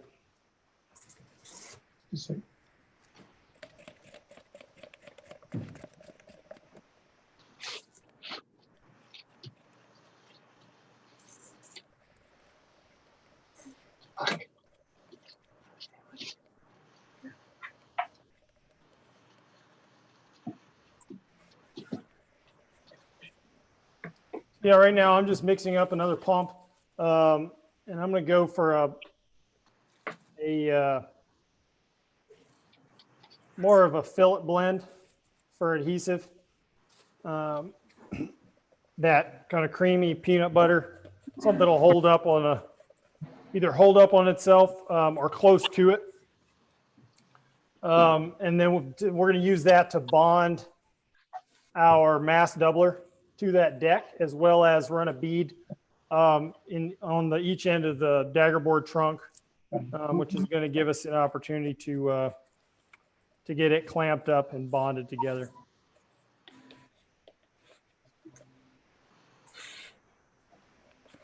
Go ahead and just pour all the rest on there, and then put 1 squirt of each in there and mix some more. Pour it all. Yeah, I've got it just a consistency. I mean, I'm getting a little bit of drip, but because it's going on a flat surface, I'm okay with that. But it really kind of holds up well on itself. Feels warm. Yeah, it actually has an exothermic reaction. It starts to react. Call it king. And I'm going to grab that mass doubler, and I'm going to shmoo up the side that says mass doubler, just so I don't have to stare at the label. And I'm going to go pretty healthy with the amount of adhesive that I'm putting on this part. just for the fact that I'm not using, I'm basically just going to let it, using itself as a clamp, just kind of mushing it into place, for lack of a better term, and let the epoxy kick. That's one nice thing with epoxies. It makes a really nice gap filler, and you don't need any clamping pressure to get it to do its job. So I'm just gonna. Good. Make my peanut butter sandwich here for an early dinner. And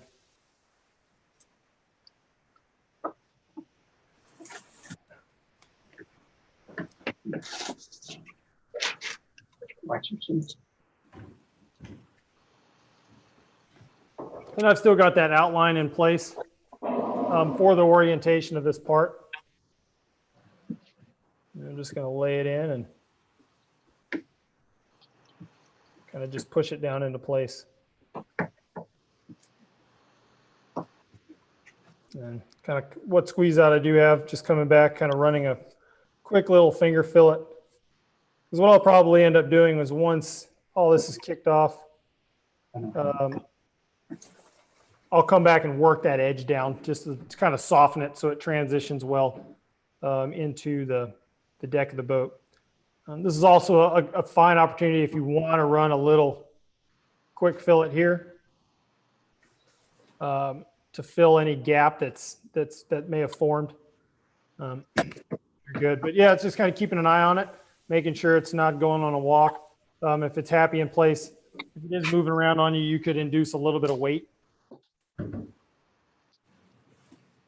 just to kind of help hold it in place and keep it from moving around. But I'm pretty happy with that. Sorry.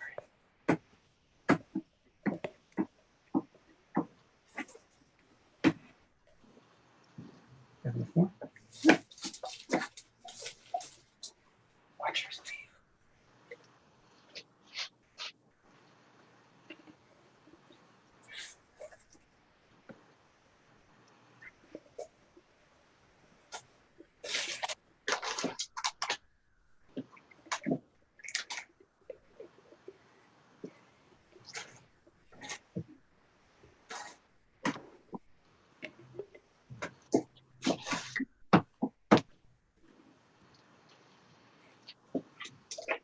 A little bit more down here.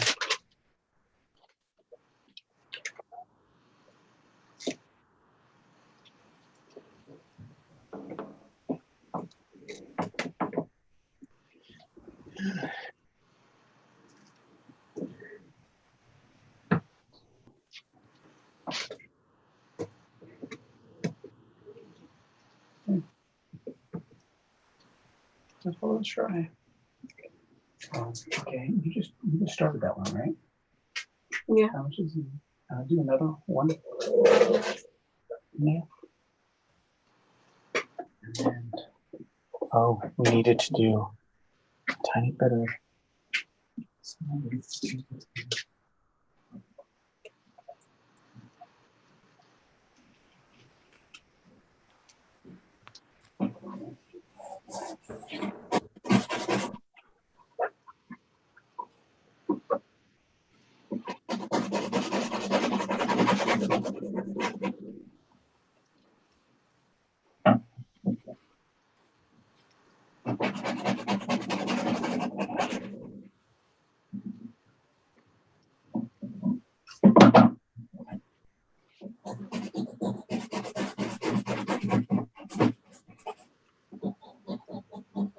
And then kind of the last step we'll kind of going for today is we did go ahead and pre-coat the pre-coat the inside of the trunk just to kind of speed things up a little bit.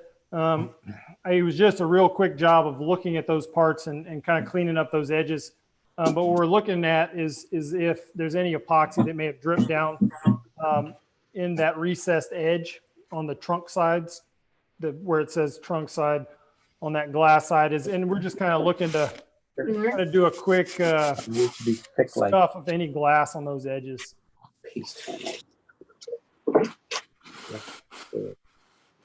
It's a big one, that. And it's just, yeah, I'm just giving it a quick little sand. And we're doing that just so it glues up nice and true. The same for the parts. You don't have to worry about the ends. It's just these sides. Just giving it a quick little once over. Consistent view on good. Let's see. Let me see. Hold it up. There we go.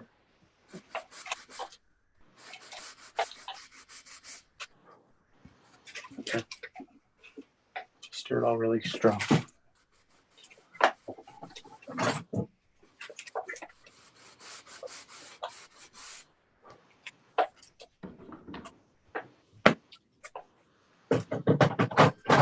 What'd you We're add? gluing this up. So all the labeled parts of the trunk are going to go to the inside. Okay, so what did you do with that wood piece? Oh, this one. We're gonna stick it to this. Let me just give this a little.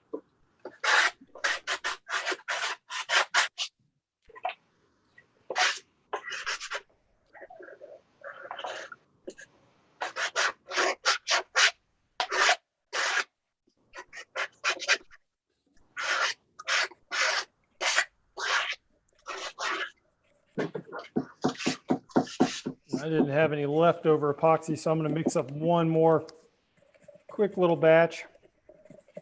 And that's what we're going to use to, that's what I'm going to use to get these trunks, the trunk parts all bonded together nicely. And for that, we're again, we want to use a nice thick adhesive blend epoxy, kind of a thick fillet blend, because we want that epoxy to hold into the joint when we clamp it up. And if we get a little squeeze out to the inside, that's okay. It'll just kind of help with the strength and the fact that there is a little bit of room forward and back. It's not going to impede the dagger board at all. So.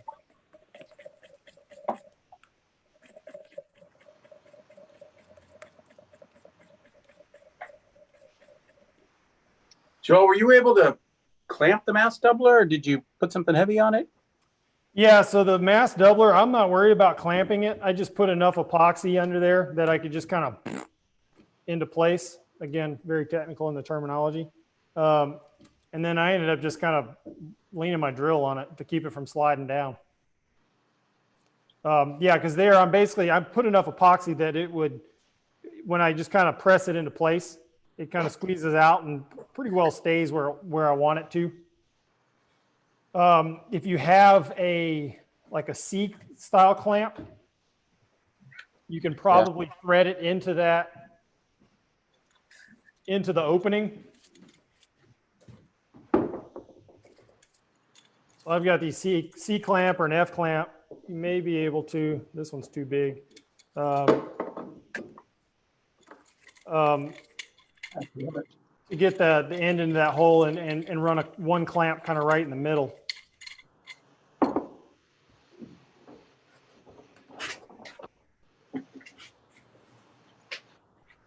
it's too big. But again, if you go fairly healthy with the epoxy, it should just kind of stay in place as long as you do a really nice thick mix.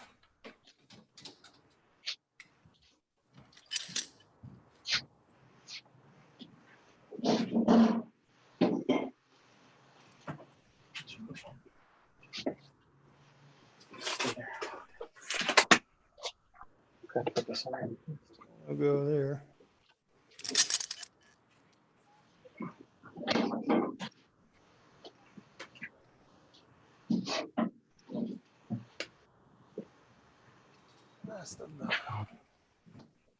Want me to strip the gloves and put on clean one? Sure.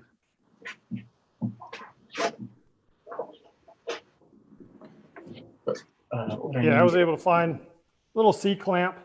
Will work if you did want to get a little extra clamping pressure.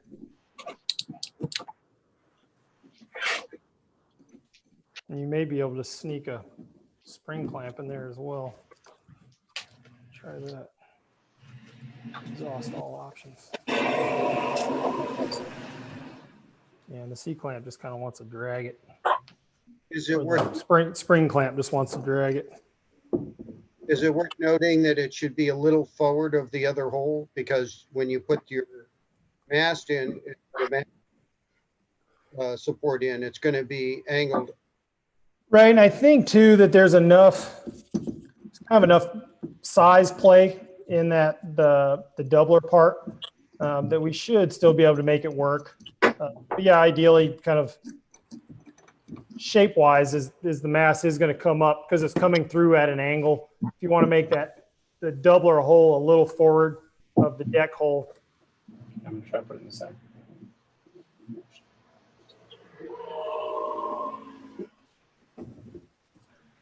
You ever post the straighten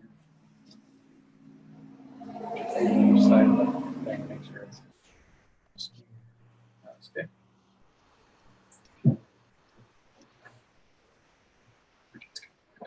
Okay. Now we're supposed to put a little fillet over there. Let me get a, I gotta get a Ziploc bag. Put it in there and you squirt it out like a cake.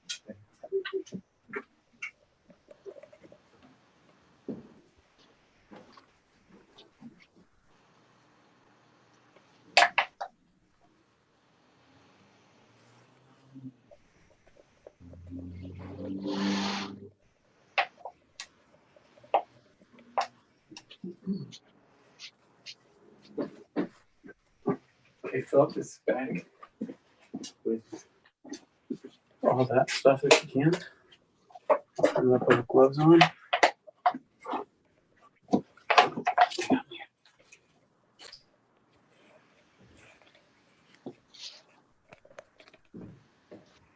And then the last step is we're gonna build up the daggerboard trunk, get it glued up, and then we'll call it a day. Sorry, we're running a little bit long here.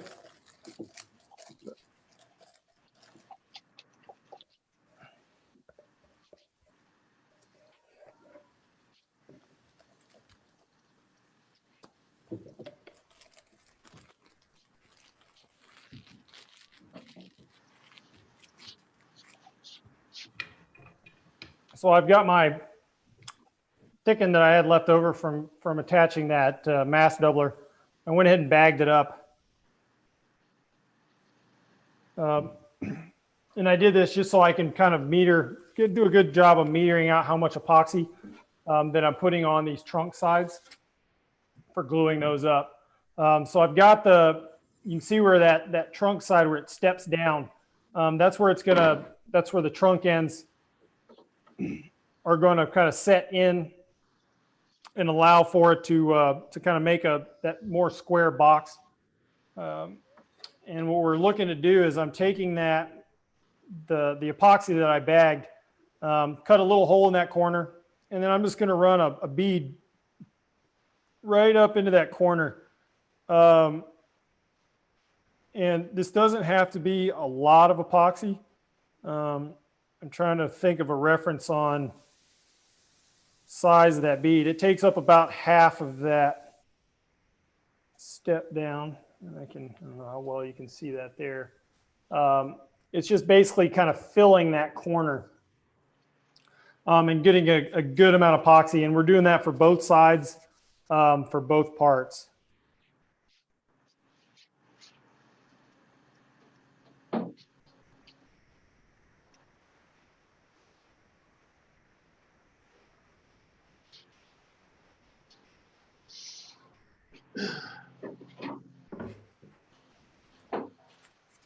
When you put the fillet on your mast doubler, did you do it all the way around the perimeter or just along the rear transom? I just went in and just kind of did a quick little finger fillet right along where the doubler meets the transom. Okay, you didn't do it in the front. Okay. Yeah, I didn't. I mean, I basically wiped off just with my finger, wiped off any squeeze out, and then that's just left it at that.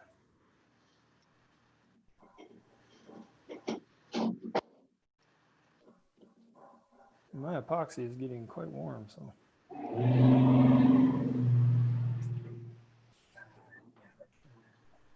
Go for it. Uh-oh, I've got 3 trunk ends. Does that mean I got somebody's piece? I think we found the the answer to Eric's mystery. I think Eric's the one missing the trunk end. Sorry, Eric. Where do you live? Not close enough. Do that for, or go take your gloves off, put them away.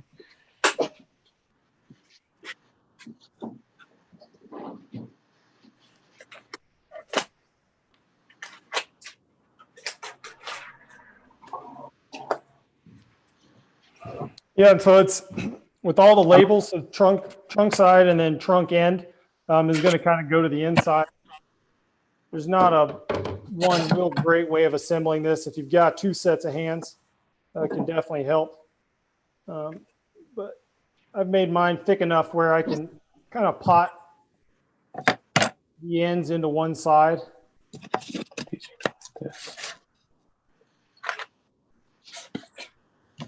Looks like an orchard. And then when you're putting them together, you kind of want to mirror them together because trunk side and trunk side should face each other, kind of both be on the top there. And it's just it'll only allow you to glue it up in one orientation for it to look right. So that's what we're going for.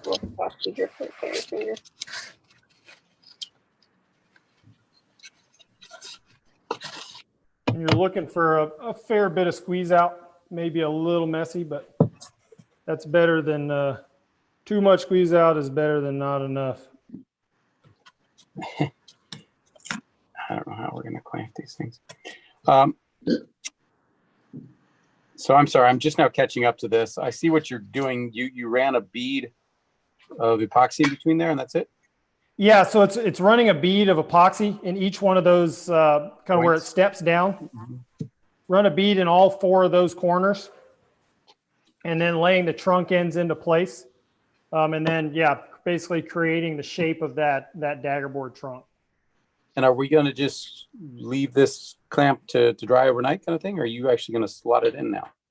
No, so we're going to let it cure overnight. Okay. We're not, Okay. that'd be a kind of a pain in the tuchus there if you did that. Yeah, we're gonna clamp it up and let it cure, and then tomorrow we'll be able to fit that.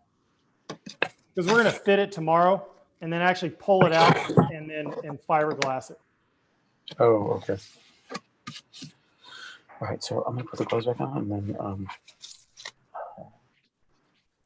So what I'm doing here is I'm just taking spring clamps, and once it's in place, kind of happy with it, I spring clamp one corner, and then I'll kind of work my way up and do another set in the middle. And then for the first rendition of this, what I actually found worked well for setting the shape, because you do have the opportunity here of inducing a little bit of rack one way or the other when it's clamped up, is I found that using the template for when we cut the holes in the boat, and just kind of laying it around that trunk to serve as kind of a secondary clamp. And you may have to kind of take the radius out of those corners to get it to work. But it does, it serves as kind of a clamp in itself. But it also just allows you to kind of feel good about the shape, that knowing that the shape of your trunk is kind of dead on.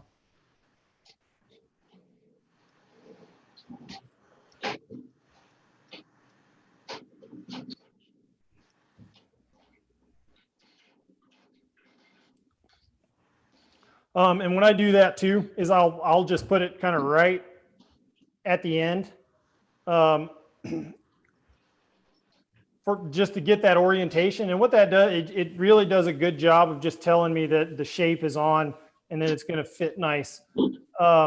If you push it all the way to the middle of the trunk and you got a little extra epoxy in those corners, you're going to have a fun time getting that template back off. So I do it on the end because we have a fair bit of extra kind of built into the part. If I need to take a little mallet and give it a quick tap to get it off, I'm okay if it tears out a little bit of that plywood. Joel, is that the end that says trunk side on it? I mean, is that the more important end to be shaped correctly? Yeah, so I mean, as far as which end to put the template on as a clamp, I don't think it matters. Okay. Joel, can you verify that it's 7/8 dimension for the trunk end? Yeah, let me put a tape on that one more time.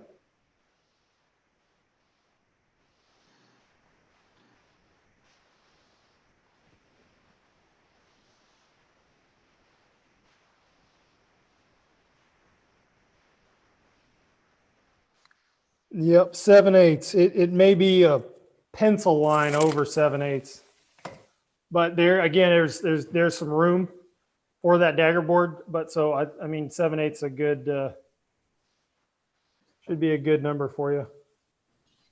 Okay, I may have found a saw locally I can use, but what about glassing it? How critical is the glass on this one? I know it's going to get a lot of heavy use. So was the piece that you were able to save, did it come out of the seat or out of the bottom? I'm using the template. Oh, the template. Gotcha. I mean, yeah, I mean, ideally for longevity, if you can glass the inside face of that, it will, it just gives it some durability. It's more there to protect against abrasion, because if you were to epoxy it and it worked through that epoxy and you had raw wood, it's just an introduction of water to the substrate.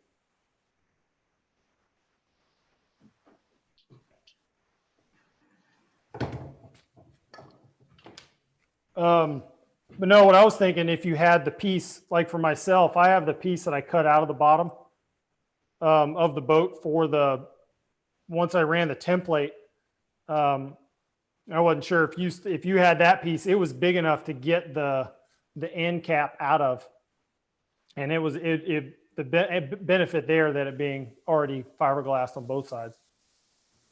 I'll give it a shot. Okay.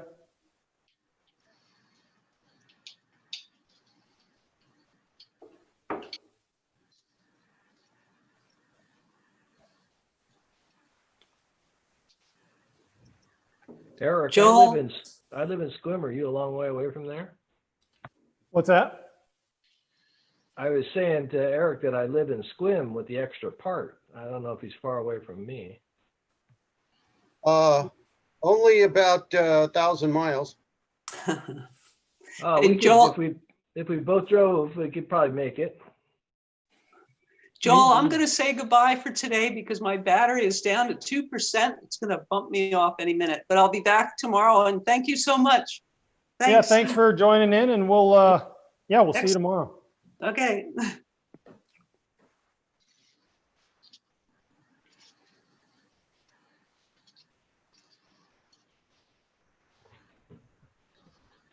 So Joel, that's the last step you're going to do today? Yeah, so once you're at that point, we're all hunky dory for today. All right. I'll see you tomorrow. Sounds great.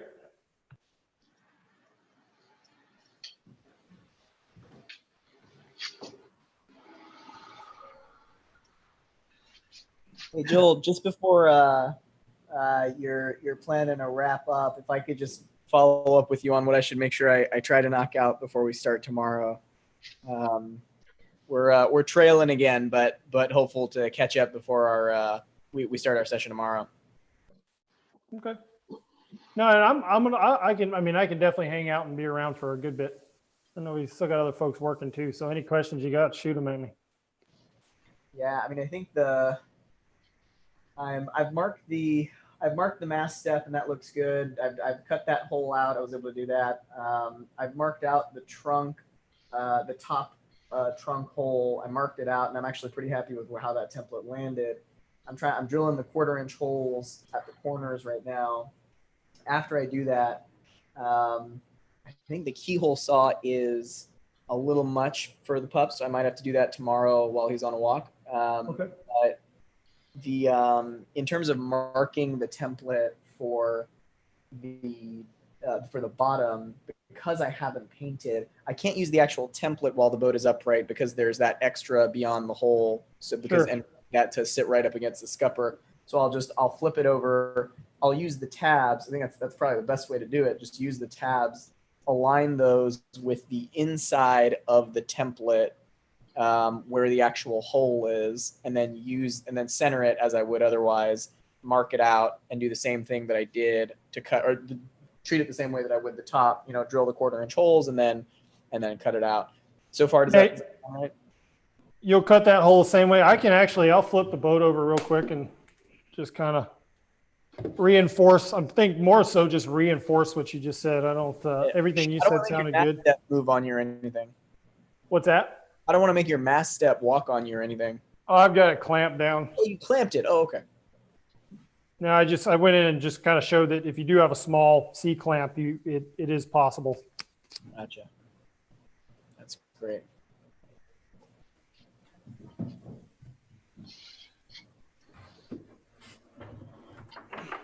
And one advantage of this boat is it's easy to move around and flip over. And Joel, did I just see you add a fillet to the front of the mast doubler with your finger? What's that? Did I just see you rub your finger along the front of the mast doubler to kind of add a little fillet? Yeah, so up against the transom, it's just kind of the kind of raised squeeze out. No, yeah, I saw a little more epoxy. Okay, I just I didn't know if you actually ran another bead around it and made it all smooth all the way around. Perfect. No, sounds good. It's yeah, that's all kind of personal preference. I mean, anytime, yeah, just kind of running a nice little fillet around there gives you just a smoother transition. It's just all about aesthetics and making it look nice, and that will help facilitate that.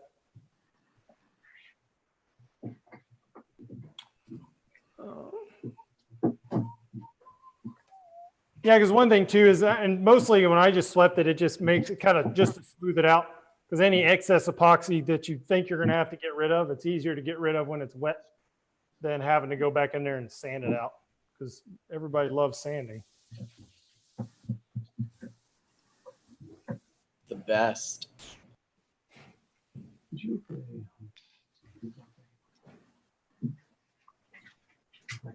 this leftover. Move this around. Oh, we don't have any. That's a great shot. That makes it really clear. Thanks, Joel. Yeah, so we've got that. I've got a whole bunch of fairing compound on the bottom of this boat, so it makes it a little harder to see my line. So basically, yeah, there's the center line that pokes through, and then I've got the tab from that seat support here and here, and that's the front of the seat. So you should be able to take that straight edge on that backside edge, and you can even set it back a 1/16 of an inch or so, and then scribe a line. Gotcha. And that should give you the aft orientation for your template. And then it's laying that template on. I'm going to take it off of my trunk here. Yeah, and then you've got your center line to reference, which is in between those planks. Yeah. And then you can take this aft face of that template and bring it right to that line that you struck. And that should give you the proper orientation for cutting a hole. Right on. Super simple. Yeah, and just make sure you go the direction of the seat tabs and not towards the keelsons, because yeah, you probably don't want a geyser in the middle of your boat. I drilled an extra hole just in case my first one ran out.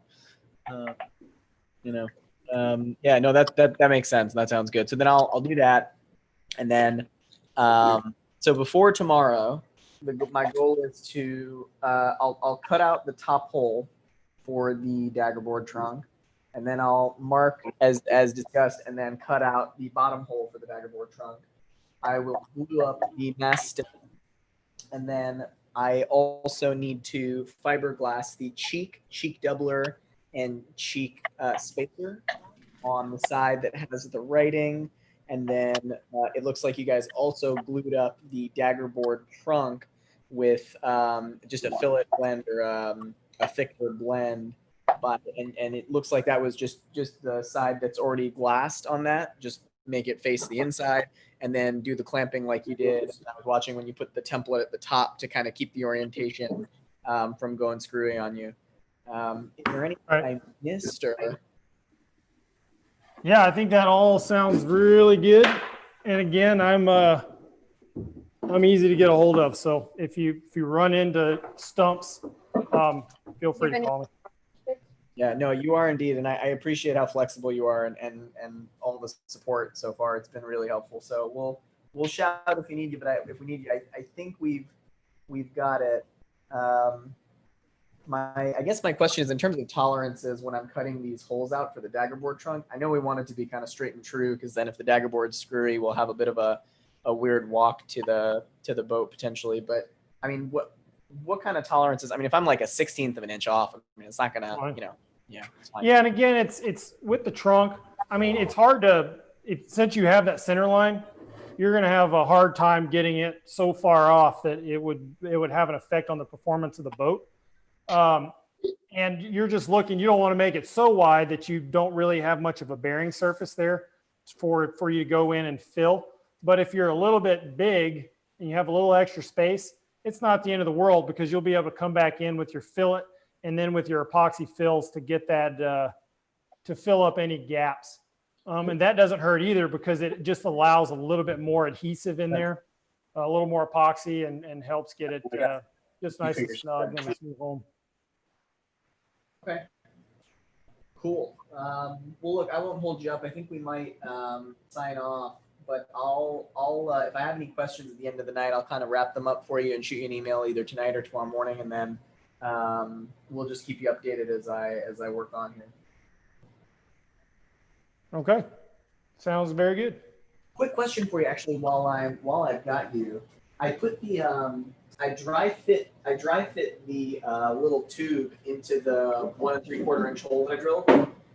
And I'm wondering, it's obviously not a big deal, but it came to mind because I did a dry fit. I don't suppose there's any way to make that flush with the top of that mass doubler, or is that probably just a futile, unnecessary exercise, you think? So if you want it flush, that's fine. If I would actually suggest leaving, if you get it really close to flush, maybe leave 1/4 of an inch or something so you can have a little bit more support fillet. But what you can do is once it's all installed, you can come in and lop it off to whatever height you want. When I cut those, I tried to make them a little bit long. Yeah. Just for the idea that, you could trim it. We originally the thought was we wanted to originally leave 3 inches proud of the deck, just for a little bit more bury for the mast. But after taking our test boat and our test sails, we cut it flush, and we found no discernible difference. And that carbon mast is super tough. So just having it, not having a ton of purchase, it's fine. So then maybe that sounds like something we can deal with. And, I can chase. Once we're a little further along, we can figure out if we want to lop it off flush or if we want to, like you said, do a little fillet and then lop it off above that, or how we want to handle it. Right. Yeah, and that's fine. But Perfect. once it's installed, we'll be able to play around. I'll see you tomorrow if I'm allergic to epoxy too. Oh, I know. Sounds good. All right. Well, we'll sign off, but yeah, we'll be in touch. Thanks so much, Joel. Great day. We'll catch up with you tomorrow. All right. Sounds good. All right. Bye. Oh, this is Eric. Yeah, that center cutout piece will work. Okay. Unfortunately, all I'm working with is less than optimum, so it's going to be interesting.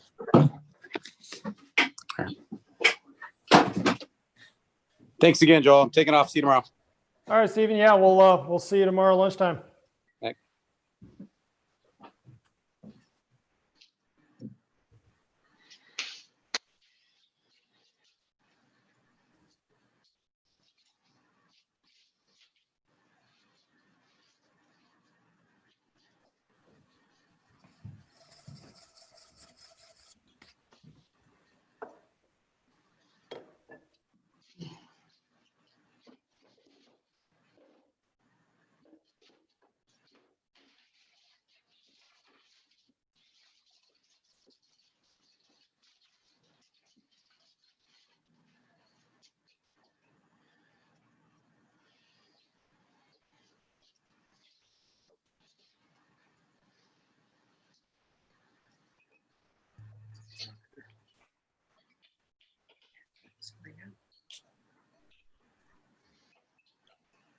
Joel, are you around? Hello. Hold on. There he is. Quick question for you. Hi. The trunk that you gave us is a little wider, Right. so just cut to a bit bigger. Yeah, you could just expand that space to get it to fit. Okay, Should be fine. okay. Yeah, the dimensions Does on that- that ply was actually it was 9 mil instead of 6. That's why it's a little wider. Okay. Okay, so just cut it a little bit larger because that's probably a better trunk, a little heavier duty. I mean, it's heavier duty, but it's also heavier. But it should be Yeah. fine. Okay, So either one. Well, we Great. have to decide. Yeah. All right. Thanks.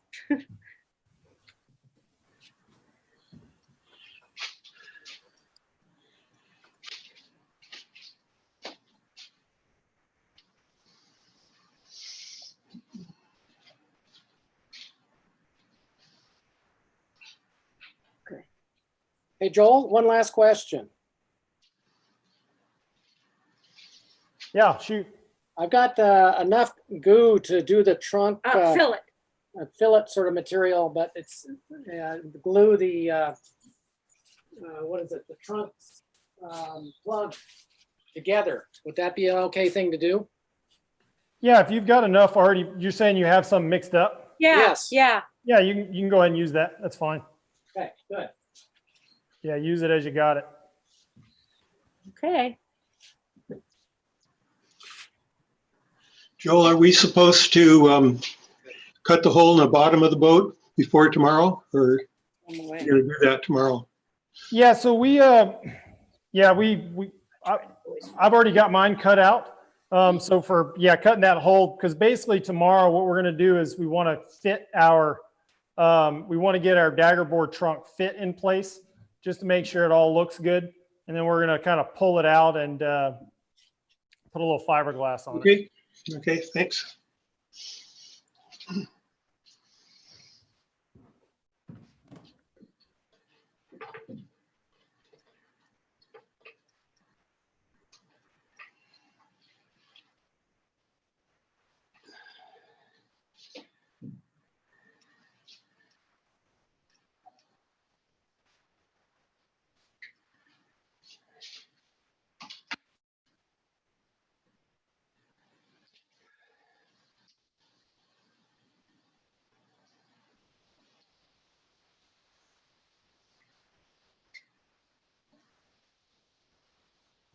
Joel, this is Eric. Success on trimming that piece, so I'll be up to speed tomorrow.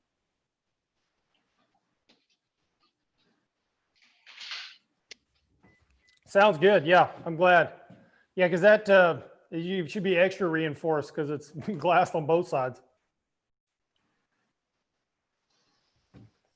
I just have to use a few extra clamps because of the built-in curvature. Gotcha.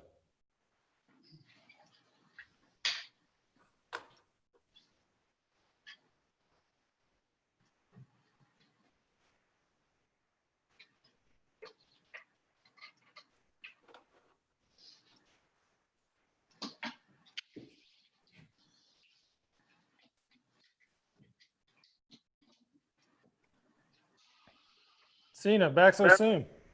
I know. You know, I can't stay away, Joel. I mean, you know, you're too helpful. Sorry, I hope I didn't interrupt another discussion, but I had a quick question for you. Go ahead. So I discovered almost immediately upon hanging up that I made the first mistake of this kit, which is that I put the dagger board trunk hole 3 1/4 inches from the nose, or I guess from the aft end of that midship seat, but Right. I put the edge of the template 3 1/4 inches from the tip, not the edge of the hole. So as I was looking at it, and I was trying to like conceptualize, I was like, all right, this is going to go straight through. And I thought, you know, that doesn't look right. It looked a little too far forward. It wouldn't have been a big deal, except I already drilled the 4 holes. Okay. I don't know if you have any thoughts other than just shift it back, redraw the template, and then the holes that I drilled, well, whatever, I'll saw past them as part of cutting out the hole, the 2 aft holes, the 2 forward holes, just fill them with some thickened whenever I do my fillet for the mass doubler. And then, you know, at least I haven't actually cut out the hole. It's just those 4 screw holes at the corners. I'll just move it back and then redrill the holes, and the 2 holes that won't be captured in that hole that are more forward, I'll just fill with epoxy. Does that sound like a good plan of action? Okay, so what I'm gathering is that you measured 3 1/4 inches from the line that we drew between the tabs. No. So this is for the, here, let me show, it's easier to show you here. Let me show you what I'm talking about. So let me know when you can see my, I gotcha. My fabulous oopsie here. So we've got this template, right? I put this edge of the template 3 1/4 inches from the tip of the seat instead of the edge of the hole here. So this is all just like this much further forward than it's supposed to be. Okay. So what my plan is, so I've drilled these 4 holes here. So all I'm going to do now is fill these 2 forward holes with thickened epoxy, and then for these 2 holes that are further aft, I'm going to leave them because they will fall inside the hole that I'm about to cut once I measure this right, and then just redraw my template, you know, however much further down, and I can just reuse the side markings to keep it, you know, where it's supposed to be, and then you know, I'll put the holes there and cut that out. I just wanted to run that by you to see if there's anything else I should do there, or if I've totally misunderstood the point. No, that sounds good. You got a good plan. And the two holes that'll be out in La La Land, put some tape on the bottom side of the hole and fill it with a thickened epoxy. Genius. Yeah, I was wondering. I was like, man, how am I going to keep them there? Tape, man, masking tape. It really is useful for everything. Yeah. So yeah, just tape it off, and you should be good to just fill it, and then sand it flush. You can actually, what I would say is fill it so it's a little proud of the hole. That'll allow any, and you want to go. You can actually go fairly thin. It'll allow any air bubbles to work itself out, and then anything proud, you can come back and sand it flush. Awesome. Yeah, because we're going to paint the top of the seat anyways. Okay. And then, yeah, okay, great. I literally caught that as like seconds after I hung up, so I thought I'd just call back and make sure my plan forward was good. The masking tape thing is a great idea. That's a good tip. And it won't, the adhesive side of the masking tape, that doesn't stick either, obviously, so we're good. No, it won't do. I mean, yeah, you'll just pop it may leave a little tape residue there, but you're never going to see it, so it won't matter. Under the seat, yeah. I mean, you know. If you use plastic packing tape, oh yeah, it's even better because it doesn't stick at all. Oh, that's a great idea. Thanks. I've made too many mistakes over the years. I had to learn that one the hard way. Sure. I'm a grateful beneficiary. Yeah, no, that's a great idea. I appreciate it, guys. All right, well, that's all. Just wanted to check in on that. I'll work on that, and yeah, I'll see y'all tomorrow. Sounds good. All right, thanks. Bye. Hey. Hey, thank you, Joel. See you tomorrow. Yeah, sounds good. We'll see you tomorrow. Thanks, Joel. Bye. Thanks, Joel. We're off too. Yep. Bye. All righty. Yeah, we'll see you at lunchtime. Okay. Okay. Joel, one last little tidbit. The bottom is actually thinner than the other piece, but because it's double glass, not a problem. I just thought you'd be interested. Yeah, I've been honestly, I'm now that I'm thinking about it, you're right. But yeah, I think it's double laminated there. It should be fine to glue it in there. So.